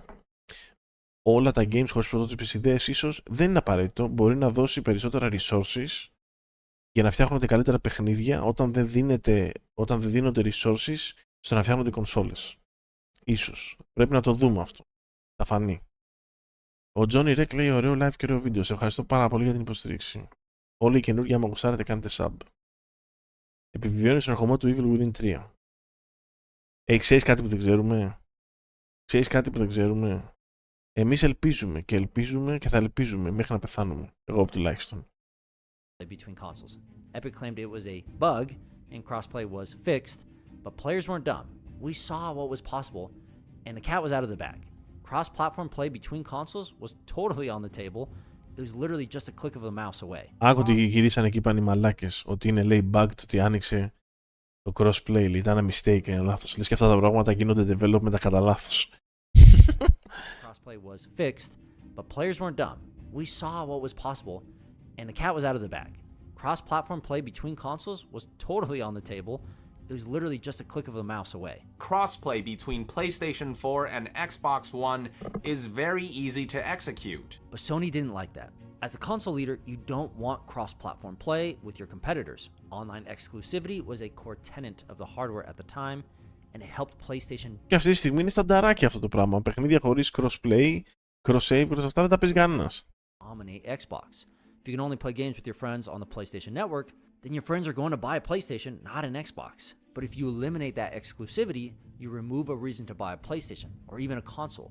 So Phil Spencer and Xbox saw this crossplay drama as their way forward, with Phil Spencer stating in a tweet he would have liked to see Epic Games leave it on, referring of course to cross-platform play with PlayStation. So players, companies, and Phil Spencer were all asking PlayStation to turn on crossplay, putting Sony in a pickle. But it got even worse when Fortnite was released for the Switch. At the release, Nintendo and Microsoft partnered up. From Minecraft to Fortnite, most multiplayer games were being launched as cross-platform. Το οποίο ήταν πολύ άσχημο, διότι ότι θυμάμαι όταν έπαιζα εγώ Fortnite στο Nintendo για τη φάση μου, βέβαια όχι ότι ήξερα να παίζω Nintendo, αλλά με ξεσκίζανε, με σπάγανε στα δύο όλοι από το Xbox. Διότι παιδιά, άλλο να παίζει τώρα στα 400p, στα 20 fps και άλλο να παίζει άλλο στα 60 fps, στα 1080p στη τηλεορασάρα του. Και το controller του Nintendo δεν είναι κανένα σοβαρό controller για τέτοια παιχνίδια, έτσι. Είναι για πιτσιρίκια. Nintendo, of all companies, was partnering with Microsoft, and people were outraged with PlayStation for not joining forces. The tension was high, and Sony was backed into a corner. Finally, 2 years after Fortnite was launched, Sony relented. They'd agreed to open their internet blockade. Gamers could now play with each other on any platform and on any device. If you can't fight them, join them. It was glorious.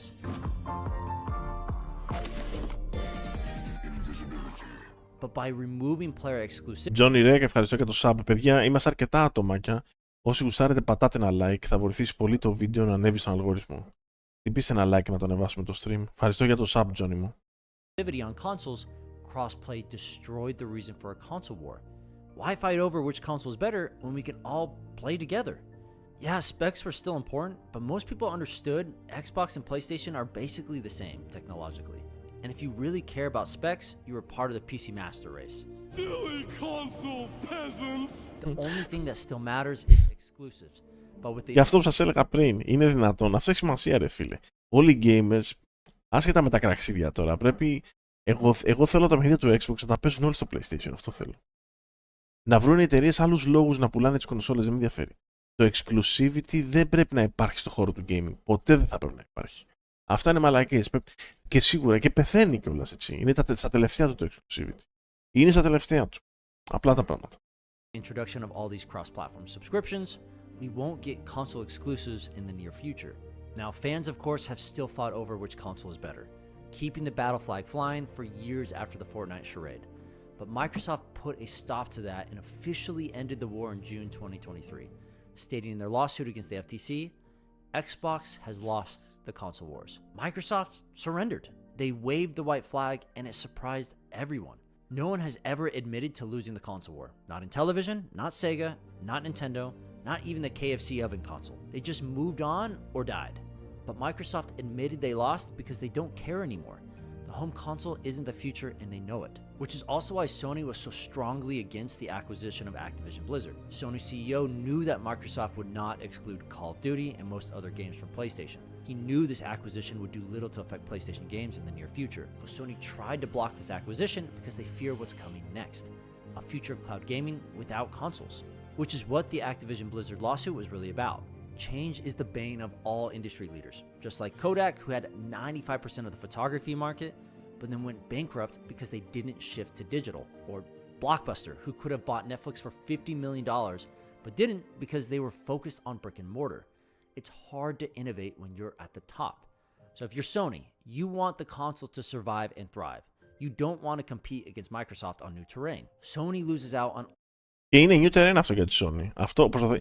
Η Microsoft, επειδή δεν μπορούσε να πολεμήσει τη Sony στο δικό της το terrain, πήγε και έφτιαξε ένα άλλο terrain για να την πολεμήσει, να αναγκάσει τη Sony να πολεμήσει Microsoft. True, καλά είναι τα wars για τις εταιρείες, εμείς οι gamers μας νοιάζουν καλά games και τιμές, όχι όλα τα άλλα. Ναι, εμένα με νοιάζουν τα καλά games και τιμές και βεβαίως και, ναι, και τα δύο. Και τα δύο. αλλά τίνω στις τιμές περισσότερο να είναι καλές, γιατί τα games δεν βγαίνουν καλά. Δηλαδή, οπότε αφού δεν μπορείς να περιμένεις από games, καλύτερα να περιμένεις από τιμές. All these revenue streams when the console dies, and they'll have to fight to stay dominant, competing no longer in the console wars, but in the cloud wars. This is good for gamers. Competition brings variety. New competitors like Nvidia will be able to compete, and new hardware will be introduced. Sadly for Sony, consoles are not the future of gaming, and they know it. They just want to extend the console's life cycle as long as possible, unlike Microsoft. Year after year, Microsoft has been slowly knocking down the pillars that hold up the console. Hardware accessibility, player exclusivity, lower entry cost. Consoles are no longer the go-to gaming hardware. You don't need a $400 console to play games with your friends like you did in the past. Because of the market shift, gaming is expanding across the globe at insane rates, and the majority of countries don't have consoles or need them. China is becoming one of the biggest gaming markets in the world, and consoles were banned there till 2016. Banned externally by the US because of their military use, and they were banned internally by the Chinese government not wanting their youth to play video games. So the console market in China only makes up 0.1% of all gaming. PCs have also been the dominant gaming hardware in Korea since the 90s because of PC bongs.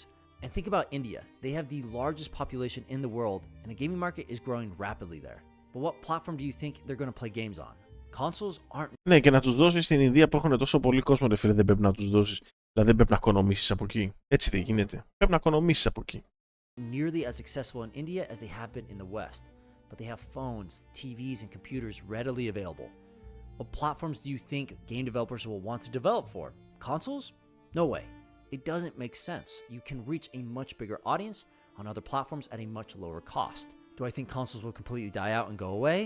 No, I don't. But I think they will be a fraction of what they are today. A smaller... Σύγκρουση τιτάνων, ναι βέβαια. Το συζητάμε. Basically just buying a computer for their family room. But having a dedicated gaming device for your TV just isn't needed anymore. Or at least it won't be soon. So will Sony and Microsoft keep making consoles? I assume they will for the next 5, 10, 15 years. After that, it's foggy. 2028 is looking to be the bridge between eras. Hybrid consoles to bring us to the future. Little by little, consoles and the console market are decreasing, replaced by hybrid technology, cloud gaming, and subscription services. The console almost died 40 years ago, and its resurrection in the 80s brought us some amazing memories. But unless something changes, I believe the console as we know it is becoming a thing of the past. Hybrid consoles, cloud hardware, phones, and TVs. This is the future of gaming. Signs all point to the death of the home console. It's sad to... Το πιστεύω και εγώ προς τα εκεί πάμε, ρε παιδιά. Αλλά δεν νομίζω ότι θα είναι τόσο βαρύ όσο το κάνει ο τύπος να ακούγεται. Εγώ δεν νομίζω ότι θα είναι τόσο έντονο όσο το κάνει ο τύπος. Δηλαδή, εγώ πιστεύω θα συνεχίσουν να βγαίνουν κονσόλες για πολύ καιρό ακόμα. Ίσως να είναι σε κάποια άλλη μορφή, δεν ξέρω. Έτσι, θα δούμε. Κάπως έτσι. Τι λέει αυτός εδώ? Leak λέει το future πριν 3 ώρες. Τώρα, όταν ανοίξαμε το stream. Το μέλλον του Xbox λέει μόλις διέρευσε. Since we have talked about what is going on with Xbox because well there really hasn't been many big developments happening until very recently. Of course, Sarah Bond did an interview with Bloomberg. Bro has become a part-time Xbox YouTuber but still being a full-time Nintendo YouTuber. Τους κοροϊδεύουν όλους μαλάκα. Τους κοροϊδεύουν γιατί είναι βλάκες τελείως. Bloomberg that was I mean, it was just absolutely horrible. You could tell, like, she was uncomfortable with some of the questions that were being asked due to the timing of this interview kind of coinciding with news about Xbox. But I just feel it's so strange that she's the one that's thrown out to the wolves. Like, I get it. She's the president of Xbox or whatever. But where's Matt Booty? Where's Phil Spencer? You know, Slick Philly, the guy who helped create this situation that Xbox is in right now. Like, it seems a little bit coward. Μας μαύρησε την ψυχή ότι πας πώς αποκαλύπτει. Δεν είναι λάθος όμως. Δηλαδή αυτά που λέει έχουν κάποια λογική εξήγηση, ρε φίλε. Κατάλαβες. That Phil Spencer hasn't said a single thing on the internet about what is happening with Xbox when he's usually the one that's out there talking about it and promoting it and saying how great everything is. When in actuality, we learn that, well, Xbox lied. about a lot of things. But the new situation that's going on is kind of more in line with the future of Xbox. And a lot of people seem a little bit confused by this, so I just decided to talk about it today because I need something to talk about before the Knicks game at 3:30, because I might have a mental breakdown if they lose. But what's happening with Xbox right now? Well, the whole big situation that's happening involves, of course, one of their studio acquisitions. Τα leaks που είναι για τα οποία μιλάει. Activision Blizzard. Now, Activision Blizzard, if you look at the financials of Xbox right now, they're the one part of Xbox that is actually making money, because obviously they have a lot of behemoth franchises tied into them. Even though everyone was, Twitter said Activision Blizzard bad, nobody buy their games, and that didn't work because Twitter's not a real place and people need to understand that, because sometimes it comes and bites them in the ass. Το ότι κάποιος λέει στο Twitter μην αγοράζετε παιχνίδια της Activision δεν σημαίνει ότι αυτός που παίζει χρόνια Diablo και WoW δεν θα πάρει το παιχνίδι της Activision Blizzard. Έτσι αυτά είναι μαλακίες, περνάει η ώρα. Yes, but obviously Activision Blizzard has been doing very well, Diablo's doing well, and of course their real behemoth, Call of Duty. And that's what this is kind of contingent on right now, because there's been lots of talk about the future of Call of Duty on the Xbox, and it appears that now Call of Duty will be coming to Xbox Game Pass on day one. And I'm sitting here looking at this situation like, why are we talking about this? Είναι, τι να πω τώρα για τα παιδιά αυτά, δηλαδή είναι 2-3 YouTubers οι οποίοι είναι σε άλλο επίπεδο καθυστέρας. Αυτό δεν ήταν το ζητούμενο εξαγορά και αυτό δεν έγινε. Για να το έχουμε να το βλέπουμε, το πήραμε να το βάλουμε ένα σαν κάδρο. Γιατί λέει πρέπει να μιλήσουμε για αυτό, τι να πω, αυτός κάνει το βίντεο. Like why is this news? Why was there confusion leading up to Call of Duty? Α, βιάστηκα. Όχι, δίκιο έχει. Δίκιο έχει. Ναι. Coming on to Xbox Game Pass, because as far as I've been told, όχι, έχει δίκιο. As far as everyone has been told, every single first party Xbox game will be going into Xbox Game Pass. Όχι, έτσι, έχει δίκιο. Έχει δίκιο. You didn't make that rule, unless you're Phil Spencer. None of us implored that rule to be put onto Xbox, where every single first-party Xbox studio game gets put into Xbox Game Pass on day one. That is an Xbox policy. And that's not necessarily something you can walk back immediately just because you finally got your big cash cow game, because Call of Duty sells. Once again, we could talk about Twitter outrage, this, that, or the other. I thought the campaign in Modern Warfare 3 was one of the worst campaigns I've ever played. Everyone always... Απέσιο campaign. Απέσιο campaign. Hypes up, Call of Duty campaigns. Oh, you got to play the campaign. You can't just play the multiplayer. You got to play the campaign. So I finally played the campaign. It's like 3 hours long. Μια μαλακία και μισή. The story was written by a toddler, and I'm just like, what the hell is this? This stinks. This is terrible. But the game still sells. It's the best-selling or one of the best-selling games every single year. Γιατί το campaign στο Call of Duty υπάρχει για να υπάρχει. Το campaign στο Call of Duty είναι αυτό που σας έχω πει και άλλες φορές. Το Call of Duty έχει καταντήσει, έχει γίνει μια μεγάλη μακαρόνο σαλάτα που έχει μέσα ό,τι θέλεις, 100.000 ραζαβατικά και μακαρόνια. Δηλαδή, σου κάνει το campaign για αυτό που θέλει το campaign. Σου βάζει το multiplayer για αυτό που παίζει multiplayer. Σου έχει βάλει μέσα Battle Royale, Battle Royale κανονικό, Battle Royale για κουλούς, Battle Royale για ημικουλούς, για αυτούς που παίζουν με μποτάκια για υπερκουλούς. Σου έχει βάλει μέσα DMZ για αυτούς που παίζουν Tarkov, σου έχει βάλει μέσα όλα τα δέρματα του κόσμου, σου έχει βάλει rappers, σου έχει βάλει Doom, Zoom, Gloom, Loom, σου έχει βάλει zombies για αυτούς που παίζουν looter shooters, σου έχει βάλει και θα έχω ξεχάσει και πράγματα εγώ τώρα. Έτσι.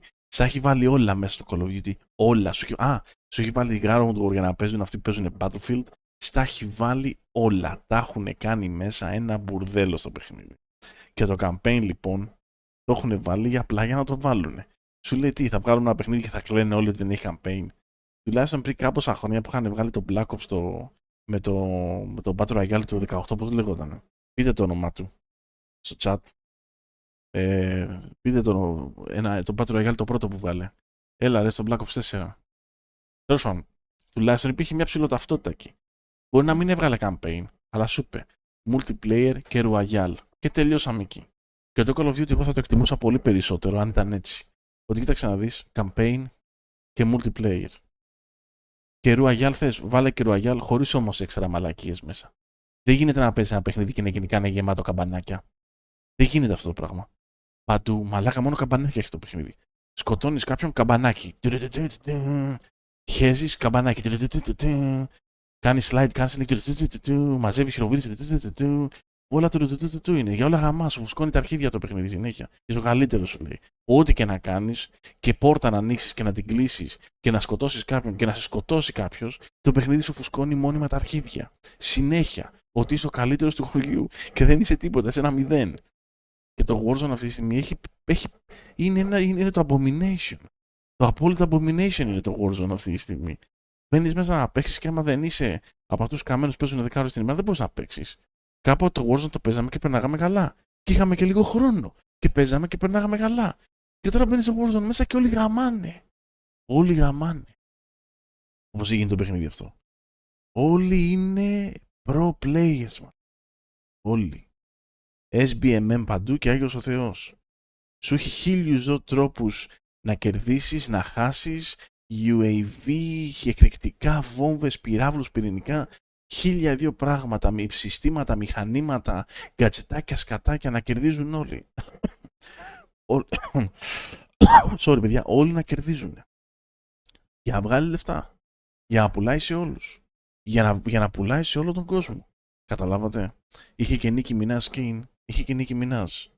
Είχε και Νίκη Μινάς. Τι θες να μην έχει. Το Call of Duty, το campaign το έχει για να το έχει. Απλά τα πράγματα. Το έχει για να ικανοποιήσει αυτούς που θέλουν ένα campaign. Σου λέει φτιάξτε κάτι εκεί πέρα τώρα σε 6 μήνες να τελειώνουμε. Το παιχνίδι δεν είναι. Το παιχνίδι είναι άλλη φάση τώρα. Έχουμε ξεφύγει. Είμαστε κάσκαου. Απλά τα πράγματα. Το Call of Duty τους το δίνω αυτό. Έχουν ασχοληθεί τα τελευταία 15-20 χρόνια να φτιάξουν μια συνταγή όπου κανένας σε κανένα ανταγωνιστικό στρατόπεδο κάποιο στούντιο δεν μπορεί να τους την πει. Ποιος θα κάτσει να κάνει research and development και development ολιστικό, να φτιάξει ένα παιχνίδι το οποίο καλύπτει τόσες πολλές διαφορετικές πτυχές, φάσμα του gaming industry με 200 διαφορετικά modes και να έχει και άπειρο κόσμο να τα παίζει. Ποια εταιρεία θα το κάνει αυτό? Και η DICE έμεινε πίσω με το Battlefield. Όσο και να το προτιμώ εγώ περισσότερο, για το Call of Duty δεν μου αρέσει. Το μόνο σοβαρό Royale αυτή, βασικά δεν είναι Royale. Το μόνο σοβαρό shooter για μένα αυτή τη στιγμή είναι το Hunt Showdown. Κανένα άλλο. Προσωπικά για μένα, έτσι. Το μόνο σοβαρό. Και αυτό το X-Defiant βγάζει η Ubisoft άπατο. Όταν λέμε ότι θα πάει άπατο, θα το δείτε. Μπορεί να κάνω λάθος. Μπορεί να κάνω λάθος. Εγώ πιστεύω σύντομα, σε 1-2 χρονάκια 3 το πολύ, θα σου πει άντε γεια. Θα σου πει λυπάμαι σαν setting. Σαν setting. Κλείνουμε τα microtransactions, παιδιά, και σαν setting θα σου πει. Καταλάβες. Απλά τα πράγματα. Το Call of Duty δεν χρειαζόταν τίποτα. Το Call of Duty χρειαζόταν multiplayer campaign. Τίποτα άλλο. Και τα zombies. Αυτά τα 3 πράγματα. Τα υπόλοιπα όλα είναι κοροϊδίες. So Microsoft obviously saw that and they were like, well, this is good for us. We need a game like this. CS 1.6 το ορθόδοξο βαρύ σκέτο, ναι. Θες multiplayer. Θες multiplayer. Ωραία. Μπες σε ένα σερβερ του Quake 2 με Ρώσους να παίξεις από αυτά τα underground και παίξει. Και τα λέμε. We need a game to help potentially Παίξε.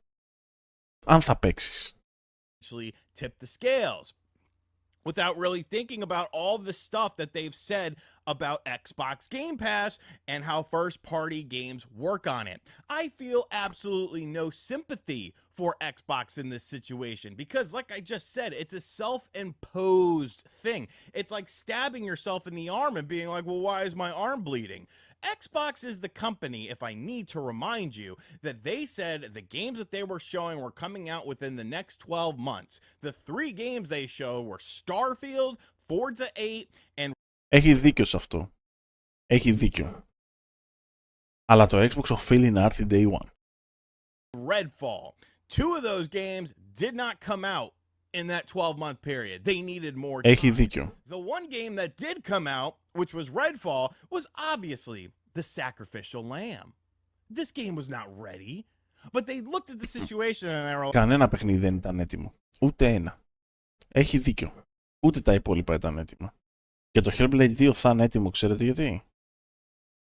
Δεν περιμένω, κοιτάξτε, δεν περιμένω το Hellblade όταν βγει μεθαύριο να είναι ένα παιχνίδι που σέρνεται και δεν παίζει καλά. Εάν βγει σε τέτοια κατάσταση, κρίμα. Το κρίμα στο λαιμό τους. Αλλά ξέρετε γιατί δεν ήταν έτοιμα τα παιχνίδια? Δεν ήταν έτοιμα, ξέρετε γιατί? Γιατί, θα σας πω γιατί δεν ήταν έτοιμα. Δεν ήταν έτοιμα γιατί τα άτομα τα οποία δουλεύανε σε αυτά τα στούντιο ήταν τα άτομα τα σοβαρά τα οποία χρειάζονται, έχουν φύγει. Και έχουν κάτσει αυτοί που δεν μπορούν να δουλέψουν. Καταλάβατε τι γίνεται? Δεν το ξέρω, όμως αυτό πιστεύω. Well, we have Starfield. You know, this is a Bethesda game. They've been working on it for a long time. We can't sacrifice that game, even though to some degree you honestly did. Well, Forza, once again, you know, this is one of our big staple games. It always reviews really high. We can't rush that out there. You know, we gotta let it cook a little bit. Well, what about Redfall? Arcane Austin, you know, we'll take care of Arcane Austin. Don't worry about it, boys and girls. You know, we just need a game to come out within that 12-month window, and that was the game that they sent out to be slaughtered by reviewers, slaughtered by gamers. And then what did they do? They shut down Arcane Austin. But with the introduction of Call of Duty coming into Game Pass, now we're starting to hear about, oh, we got to do a price increase. We gotta do a price increase because this game's expensive and people will want to buy it, and if they're not. Ακόμα και αν ανεβάσει την τιμή του Game Pass, έχει πολύ value, ρε φίλε. Εντάξει, οκ. Δεν σου λέω ποτέ δεν είναι φοβερό να ανεβάσει την τιμή ενός προϊόντος, αλλά αυτός που παίζει πολύ, τώρα τι δίνει 10 ευρώ στο PC, τι δίνει 14, δεν θα το κοπεί και η όρεξη το βράδυ, άμα παίζει και την έχει τη συνδρομή συνέχεια. Άμα είναι να μου βάλει τα πάντα της Activision Blizzard και να μου φέρνει και ακόμα περισσότερα παιχνίδια, ας πάρει τα άλλα 4 ευρώ. Πού είναι η έκπληξη εδώ πέρα? Εδώ έχει πάει η φέτα 18 ευρώ το κιλό, αυτό μας πείραξε. Τόσο φοβερό είναι? Αυτά είναι luxury items. Not buying it, we gotta raise the price of Game Pass. What the hell is wrong with you? No one is interested in buying the Xbox right now. No one's really interested in doing it. I mean, as far as an informed consumer is, you know, little shithead Johnny, he doesn't know any better. You know, he just wants to play games where maybe his friends play, maybe his friends have an Xbox or something like that. Ο κόσμος δεν ενδιαφέρεται να πάρει Xbox γιατί η Microsoft δεν θέλει να σου πουλήσει Xbox επίσης. Είναι αυτά που βλέπαμε στο προηγούμενο βίντεο. Είναι απλά τα πράγματα. Η Microsoft δεν την ενδιαφέρει να κερδίσει τη μάχη με τις κονσόλες, την έχει χάσει ήδη. Η Microsoft την ενδιαφέρει να κερδίσει όλη την gaming βιομηχανία. Και αυτό που στείνει είναι μέρος του σχεδίου. That he's not an informed customer. An informed customer, an informed consumer knows that Xbox has been lying, and they lie, and they lie, and they lie. And now they want to raise the price potentially of Game Pass because of the potential lost revenue with Call of Duty. Who is going to trust this company with something like that? Why is there any trust for Xbox whatsoever? I go back to that Sarah Bond interview where she essentially was the sacrificial lamb. She was the Redfall in this situation, while the Starfield, Phil Spencer, and Forza, Matt Booty, just hid in the shadows. They're like, oh, not us. Not us. Can't be us. We're the cool guys. You know, Sarah, you're newer here. You know. Όλο μαλακίες. Τώρα πετάει και αυτός μαλακίες. Αυτά είναι περιτά όλα. Αυτά είναι περιτά όλα. Δεν χρειάζεται τίποτα από αυτά. Η εμπιστοσύνη στο Xbox δεν πρόκειται να χαθεί, διότι η Microsoft δεν την ενδιαφέρει η εμπιστοσύνη για το Xbox συγκεκριμένα. Η Microsoft θα καταλήξει ένα τεράστιο publisher όπου θα δίνει πρόσβαση σε όλο τον πλανήτη να παίζει τα παιχνίδια της. Αυτό την νοιάζει. Την νοιάζει, αφού δεν κέρδισε τη μάχη με τις κονσόλες, που είναι παλιά κοπή αυτά, την ενδιαφέρει το μέλλον του gaming, το οποίο είναι ένα ολιστικό totalitarian περιβάλλον, να το κερδίσει αυτό. Την νοιάζει να κερδίσει το μέλλον, όχι το παρελθόν, ούτε το παρόν. Γι' αυτό δεν πρόκειται να πειραχτεί καθόλου το θέμα της εμπιστοσύνης. Η Microsoft τις έχει χεσμένες τις κονσόλες. Τις έχει κατουρημένες, με διάρκεια τις έχει χεσμένες. Καταλάβατε? Δεν την ενδιαφέρει τη Microsoft κονσόλα καθόλου. Well, you're technically the Xbox president now. We gotta push you out there. So the plan is to put Call of Duty into Game Pass, and then increase the price of Game Pass, or make another tier, or something like that. And it's like, is that really gonna help? Is that really going to shift the sands of time? Is that going to lead you to the promised land where people are buying an Xbox to play Call of Duty so that they don't have to buy the game? Like, I feel like it needs to be a sum of all of its parts. And the problem is Call of Duty is still going to be available on PC. Call of Duty is still going to be available on PlayStation 5. Call of Duty is allegedly coming to Nintendo platforms as well. So what's the incentive? You have to have other things tied into Game Pass to make it, you know, to the point of where somebody wants to buy an Xbox to play Call of Duty on it, but they also get all of this other stuff. But we go back to the whole subscription services thing, where subscription services for video games and really all entertainment, you know, as far as like movies are concerned, it's flatlined. It's flatlined. The data is out there where people are just tired of things like this. It's like Όμως οι υπηρεσίες της Microsoft έχουν ανεβεί ένα 60-65% φέτος. Οπότε δεν είναι flatlined. Έχουν πέσει 17% οι πωλήσεις στο hardware, δεκτό. Αλλά οι υπηρεσίες σαν υπηρεσίες έχουν ανέβει πάνω από 60%. Οπότε ξέρει που κοιτάει, δεν κάνει λάθος. Δεν είναι μια εταιρεία που κάνει λογισμικό 30 χρόνια και πάνω να μην ξέρει τι να κάνει το λογισμικό της. Είναι δυνατόν. In theory this is cool, but I can also just buy the one game that I really want to play and just be done with it and not have to worry about these subscription services, or buy the one movie that I want to watch, because you end up having to get all of these different subscription services. Kind of like what they're doing now. Oh, you can get the EA subscription service, you can get the Ubisoft subscription service, you can get this, that, or the other. It's like, bro, this is just too much. I just think Xbox looked at a situation and thought, you know, it's almost like they wanted to be the victim. You know, with Phil Spencer saying things in years past like... Το Diablo 4 πώς σου φάνηκε σε σχέση με το hype του Diablo 2 όταν πρωτοβγήκε? Καμία σχέση, το Diablo 4 είναι χειρότερο παιχνίδι, ρε φίλε. Όμως, για να είμαι δίκαιος, το τελευταίο καιρό κάνουν σημαντικές προσπάθειες να το βελτιώσουν. Και αυτό εμένα μου αρκεί. Είναι ακόμα ένα διασκεδαστικό παιχνίδι, δεν είναι ένα κακό παιχνίδι. Σίγουρα δεν είναι όπως είναι το Diablo 2. Σίγουρα έχει ένα θέμα με το loot, έχει θέματα διάφορα. Δεν το παρακολουθώ και πολύ καλά. Βλέπω όμως ότι γίνεται μια προσπάθεια συλλογική να διορθωθεί το παιχνίδι, να βελτιωθεί. Like, oh, you know, well, good games aren't going to sell our consoles or anything like that. We need to do something different. Like, you just want to be a victim there. You just want to kind of be the underdog. And like, to some extent, that's okay, but it's obviously not true. People buy video games that they like. And Game Pass, you know, it could have been something really cool if you managed to keep that price down. And yes, you did some first-party games. And yes, δεν χρειάζεται να κρατήσει τιμή κάτω. Για κανένα προϊόν δεν χρειάζεται να κρατήσει τιμή κάτω οποιασδήποτε φύσεως στον κόσμο. Εάν δώσεις αρκετό reasoning και value for money για αυτό που πουλάς σε έναν άνθρωπο, όσο και να πουλάς κάτι, θα πουληθεί. Είναι πολύ απλά τα πράγματα. Ο ξάδερφός μου πούλησε ένα Citroën σε 3 πρόσφατα, το οποίο το πούλησε σε 15 ώρες από την ώρα που βάλε την αγγελία στο CarGR. Το βάλε σε μια τιμή πολύ καλή, το αυτοκίνητο ήταν άριστο, φοβερό, με αλλαγμένα πολλά πράγματα μέσα, εμάντες, ιστορίες, μαλακίες, καλό value for money, έφυγε τα μάξι σε λιγότερο από 24 ώρες. Πολύ απλά τα πράγματα. Η Apple γιατί πουλάει τα iPhone σαν τρελά και φεύγουν σαν hotcakes? Για ψάξε να βρεις με τα Quest στο Scrooge. Δεν έχει σημασία πως έχει κάτι. Άμα γυρίσει και σου πει βάζω άλλα 200 παιχνίδια μες στο Game Pass, τι θα πεις? Μη μου ανεβάσεις την τιμή άλλα $5? Θα πεις πάρ' τα λεφτά μου να έχω να παίζω. Έτσι θα πεις. Το θέμα είναι τι value for money σου δίνει κάτι το οποίο αγοράζεις. Όχι το πόσο έχει. Δεν έχει καμία σημασία πόσο έχει κάτι. Το θέμα είναι τι παίρνεις για αυτό το κάτι. Ακόμα και αν είναι πιο ακριβό. Some third-party games. Like, oh, okay, that might have been a little bit more sustainable, but putting all of your eggs into that one basket and hoping that Game Pass would just absolutely take off, it's not really working. But it seems like you're doubling down on Game Pass by adding in Call of Duty to it, because you have to add Call of Duty into it. Όχι, δεν είναι έτσι. Τι το πήρε το Call of Duty? Δεν το πήρε για να το κοιτάει. Προφανώς και θα το βάλει μέσα στο Game Pass το Call of Duty. Έτσι είναι. Because this is the situation that you created. But now your idea is, oh, we'll just raise the price. Yeah, I am 100% sure that people are going to see that price increase and be like, oh, holy shit, I need to get Game Pass now. Look, it even went up. Μην παίζει Game Pass. Αυτός ο οποίος παίζει Game Pass και παίζει πολύ, δεν θα τον ενοχλήσει αυτή η αύξηση αν είναι να του φέρει value. Price. This is what was holding me back. It was just too cheap. I needed to pay more for this.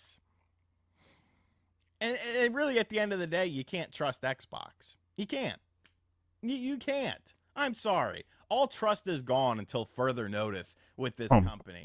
The fact that Phil Spencer is such a little bitch that he has not said a single thing about anything. To you know, you said all this stuff to talk about the future and this, that, or the other. You're always active. You're always doing interviews. You're always doing PR stuff, but you didn't say a damn thing about this. That's cowardice, man. You were the one who helped create this situation. Αλλά οι YouTubers βγάζουν από τη μίγα ξύκη. Θα κάνουν τα πράγματα υπερβολικά χωρίς κανένα λόγο. Δηλαδή τα γαμάνε για να οικονομήσουν. Εντάξει, το καταλαβαίνω, αλλά...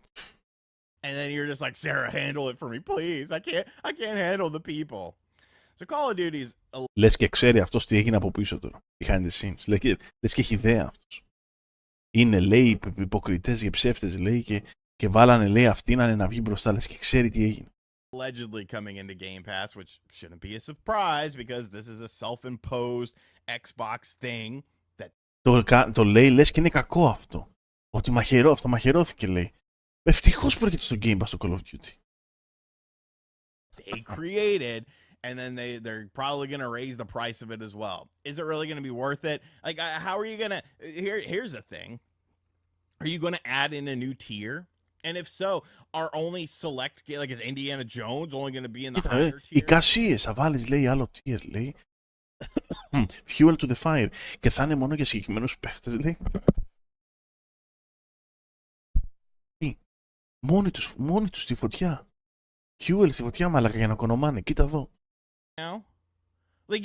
Λες και βγήκε κανένας και είπε θα έχει άλλα tiers. Λες και βγήκε κανείς και το είπε. You potentially could have, but you got too invested in it. You're like, oh, you need to make this attractive. Every Xbox game is in there on day one. Yeah, that'll turn the tides. And then it didn't. And then you kept going with it. You were like, well, this isn't working, but we got to keep trying because, you know, making good games, that's not going to help the company. Idiots. Absolute idiots. And I still love my Xbox. Αλλά ακόμα το αγαπάω το Xbox μου. Κάτσε να αφήσω και πάτημα ότι την άλλη φορά να κάνω θετικό βίντεο. Μαλάκα. I'll still play all the upcoming Xbox games. My Hellblade 2s, my Avowed, my Indiana Jones is still one of my Θα τα παίξει, θα τα παίξει. 2024. I really don't... Θα τα παίξει. Να μας πει και ότι είναι καλά παιχνίδια. I think it's going to come out this year, but it might. And like, I'll still check it out, but it's just like, I feel no sympathy over this. You know, you created this monster, and now you don't know what to do with it. You got to take it on the chin, pal. And Phil Spencer, get your ass out there in front of some PR. Let me know in the comment section down below what you think of all this. Is Call of Duty, is that enough to make you buy an Xbox, to play it on Game Pass, or will you just buy it on the system or platform that you already have? Όπο μαλάκα, τελευταίοι πουθενάδες. Ήθελα να δούμε και κάτι από PlayStation, γιατί έχουμε πάρει μονότερμα για το Xbox. Sony's making, λέει, big moves. Να δω τώρα άμα είσαστε διαβασμένοι μερικοί που ασχολείστε με το PlayStation πολύ. Αν αυτά είναι big moves ή όχι. GTA 6 βλέπω εδώ. Βλέπω διάφορα. Alright guys, welcome back to the channel. Welcome if you're new. Thank you for taking time out of your day to check the video out. We have more PlayStation news, rumors, and leaks to go over and cover. Apologies for my voice. I'm still recovering from laryngitis, so hopefully... Μενιγκίτιδα. Μενιγκίτιδα είπε, μενιγκίτιδα. Όπο το πούστη. Μπορεί να σκοτώσει αυτό, μπορεί να σου κάνει ανάπηρο, έτσι. Πού κόλλησε η μενιγκίτιδα, ρε μαλάκα. Bear with me. But the first set of topics that we're covering has to do... Εξηγείται Man Cave τερματισμένο πάντως, ναι, τον είδες. Είναι Man Cave, ναι. With the PlayStation Showcase. This is what everybody is eagerly anticipating. We know, apparently, that there is supposed to be a PlayStation Showcase happening in May, but it hasn't been announced yet. Hopefully it's not announced as I'm recording this and uploading it, but we do have some new info here that might let us know what is happening behind the scenes and why maybe the announcement is taking a little bit longer. First, we have Sony announcing its corporate strategy meeting for May 22nd. Now, this is relevant to the showcase because if I'm not mistaken, last year Sony did their corporate strategy meeting, and almost immediately after, that's when they announced the showcase. This corporate strategy meeting is exactly what it sounds like. It's Sony, you know, talking to the investors and the shareholders and revealing their strategy.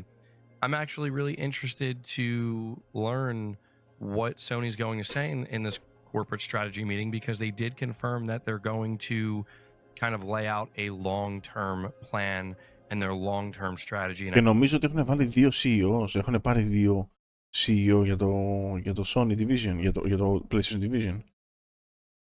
Δεν ξέρω ποια λογική, αλλά I think people are really curious to know about that.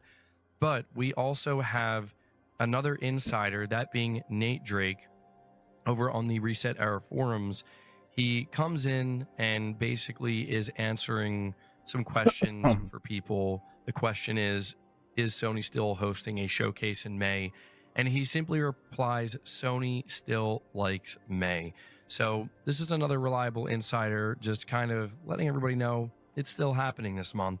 So again, we're going to want to pay close attention to next week when Sony has this corporate strategy meeting, because it's very likely that if this showcase is happening this month, it's going to be announced right around that time. But we are going to move on to the next topic here, which talks about a new Sony job ad that suggests the PlayStation 6 might have an ARM CPU. είδατε που σας είπα για τα ARM για το μέλλον. Αυτό που σας έλεγα πριν για τα chipset. Δίνει πολύ μεγάλη διαφορά και στην απόδοση και στα πάντα. This is being reported by PlayStation Lifestyle. A new Sony Interactive Entertainment job advertisement Θα κάνει πολύ μεγάλη διαφορά. has some fans convinced that PS6's CPU will likely be ARM-based.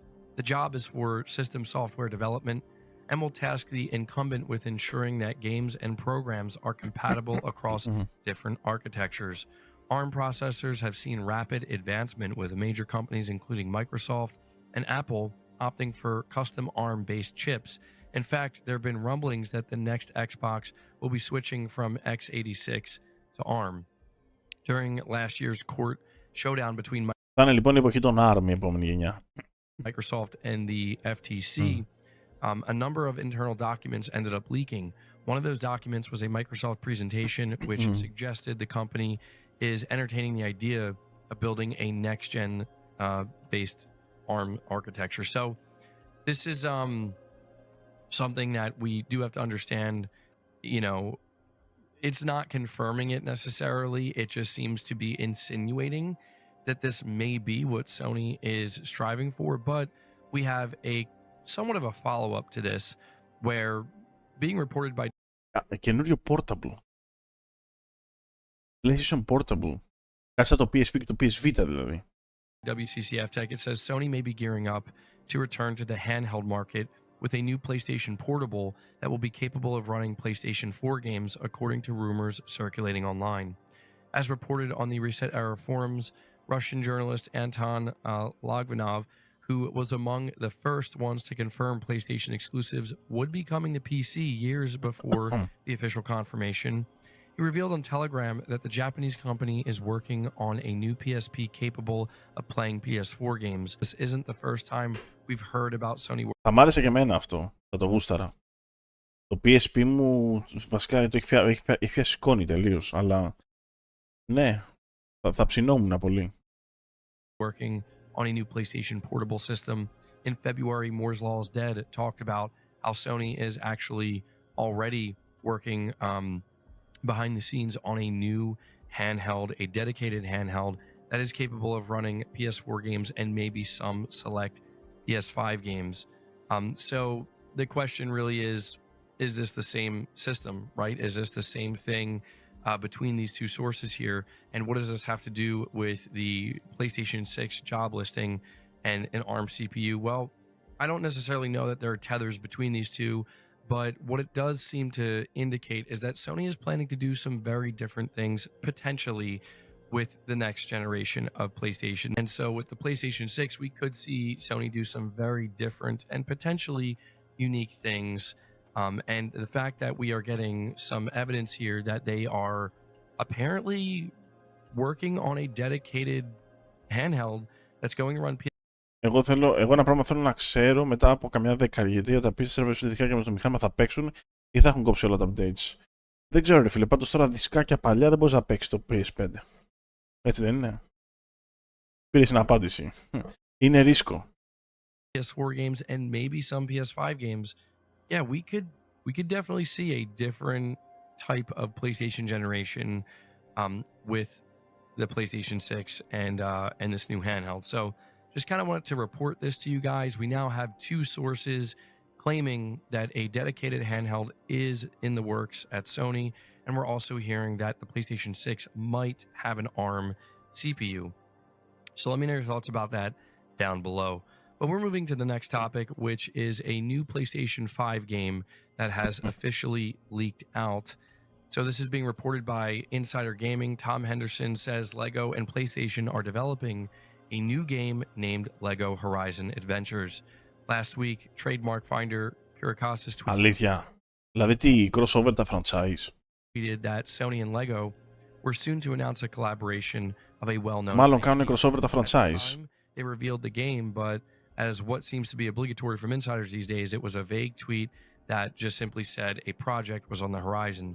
Speaking with sources, it was said that the game is essentially Horizon Forbidden West, but Lego, and that the game will have realistic graphics. Για παιδιά, προσπαθούν να πιάσουν και το community των παιδιών. While the exact details of the game are unclear, I got wind of an advertisement trailer for the game, which was completed last month. This suggests that an announcement is on its way, but of course, he doesn't know for sure. He's just saying he knows that the trailer is done and completed. And so, yeah, by this point, it seems like it pretty much fully leaked out, you know, except for the actual trailer itself. There is a Lego Horizon game that's apparently going to be announced. Lego Horizon. PlayStation Showcase. And I find it interesting the way it's being described, Horizon Forbidden West.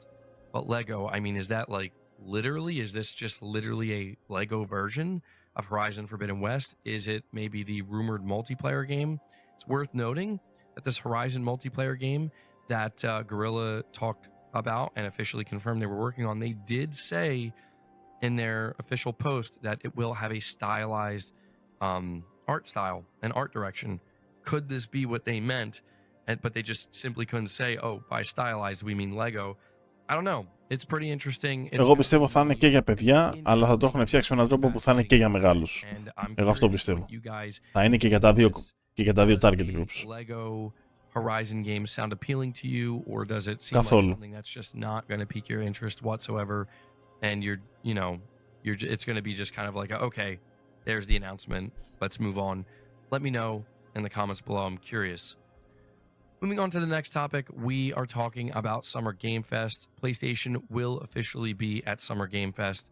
Being reported by PlayStation Lifestyle, Summer Game Fest has revealed the publishers and studios appearing at the June 7th event.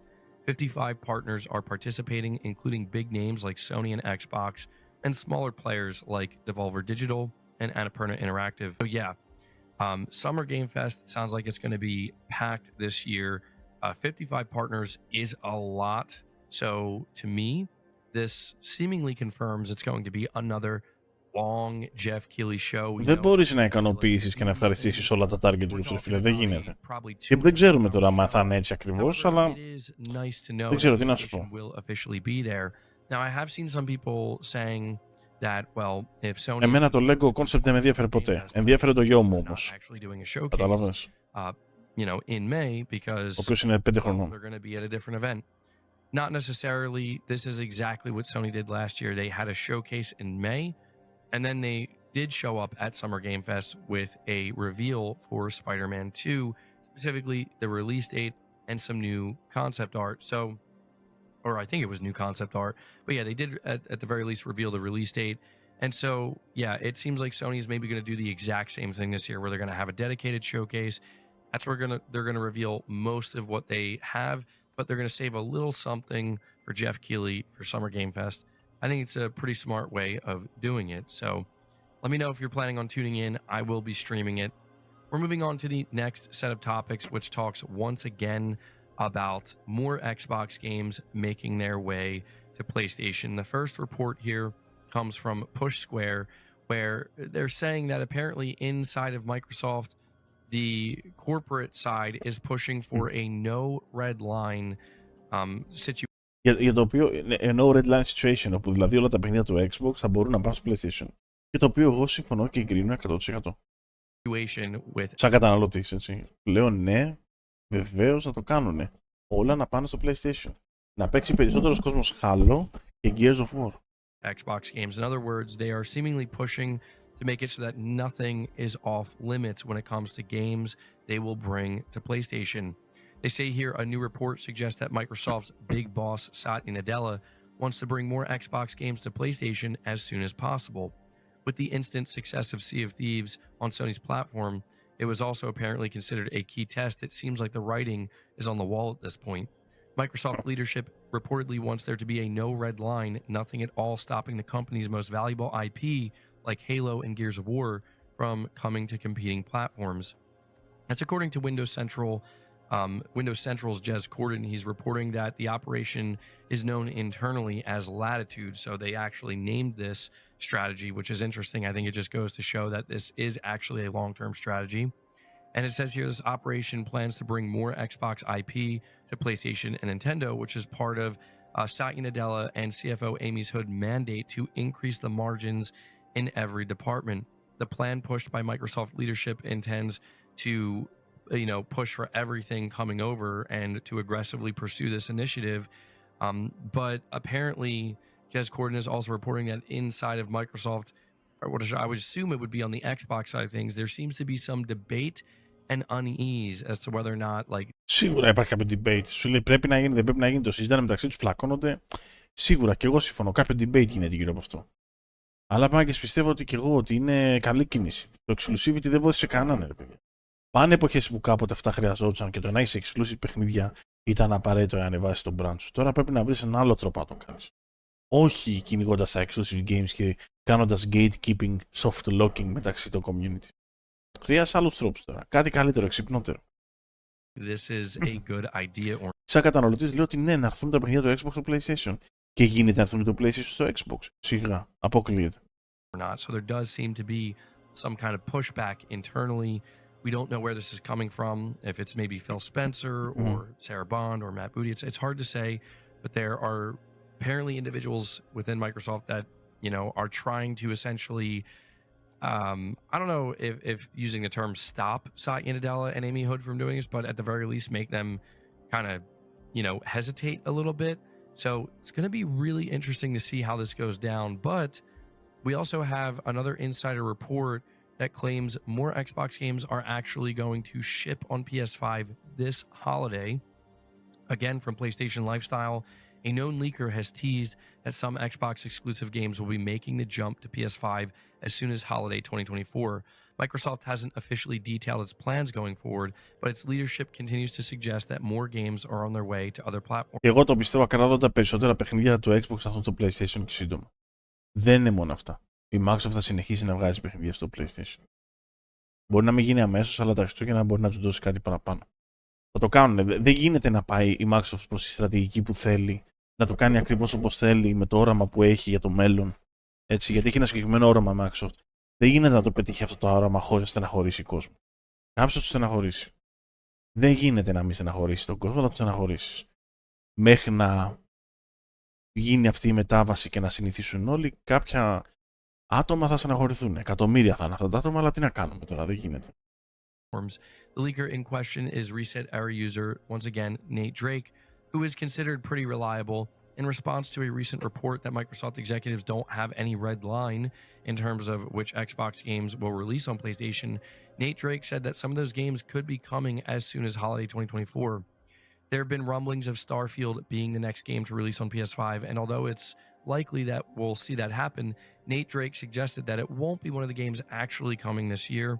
I've heard of other games coming to PS5, and they could be during the holiday season of this year, but I'm working to confirm the games and the release windows. So, yeah, I mean, seeing these reports coming out, and especially the one that talks about games coming out this year, it really does seem like this is just something that's going to continue rapidly within Microsoft, even though there is a little bit of unease and trepidation.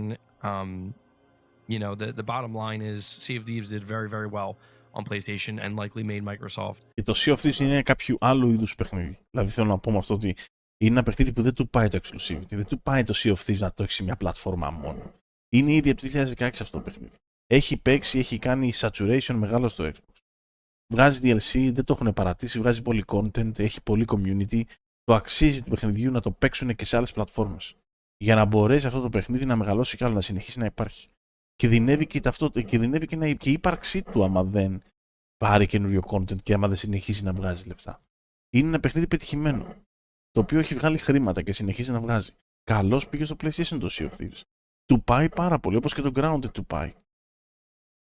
A lot of money. So, you know, when that is laid out on the table, I don't think there's really much that anybody, you know, inside of Microsoft, I don't think there's much that they can say to stop this. So we'll continue to keep an eye on this. But the final topic of the day talks briefly about GTA 6 and how Take-Two Interactive has officially confirmed that they are shooting for a fall 2025 release for GTA 6. So it's, you know, maybe not the most surprising, but I think some people were wondering if maybe, you know, Take-Two Interactive and Rockstar were aiming for like an early 2025 release or like a mid 2025 release. No, it's going to be a big fall game. And man, you have to imagine that after this news came out, every single AAA video game company who has games in development targeting a fall 2025 release probably, you know, a little bit panicked, thinking they might have to adjust their course here and change their release windows.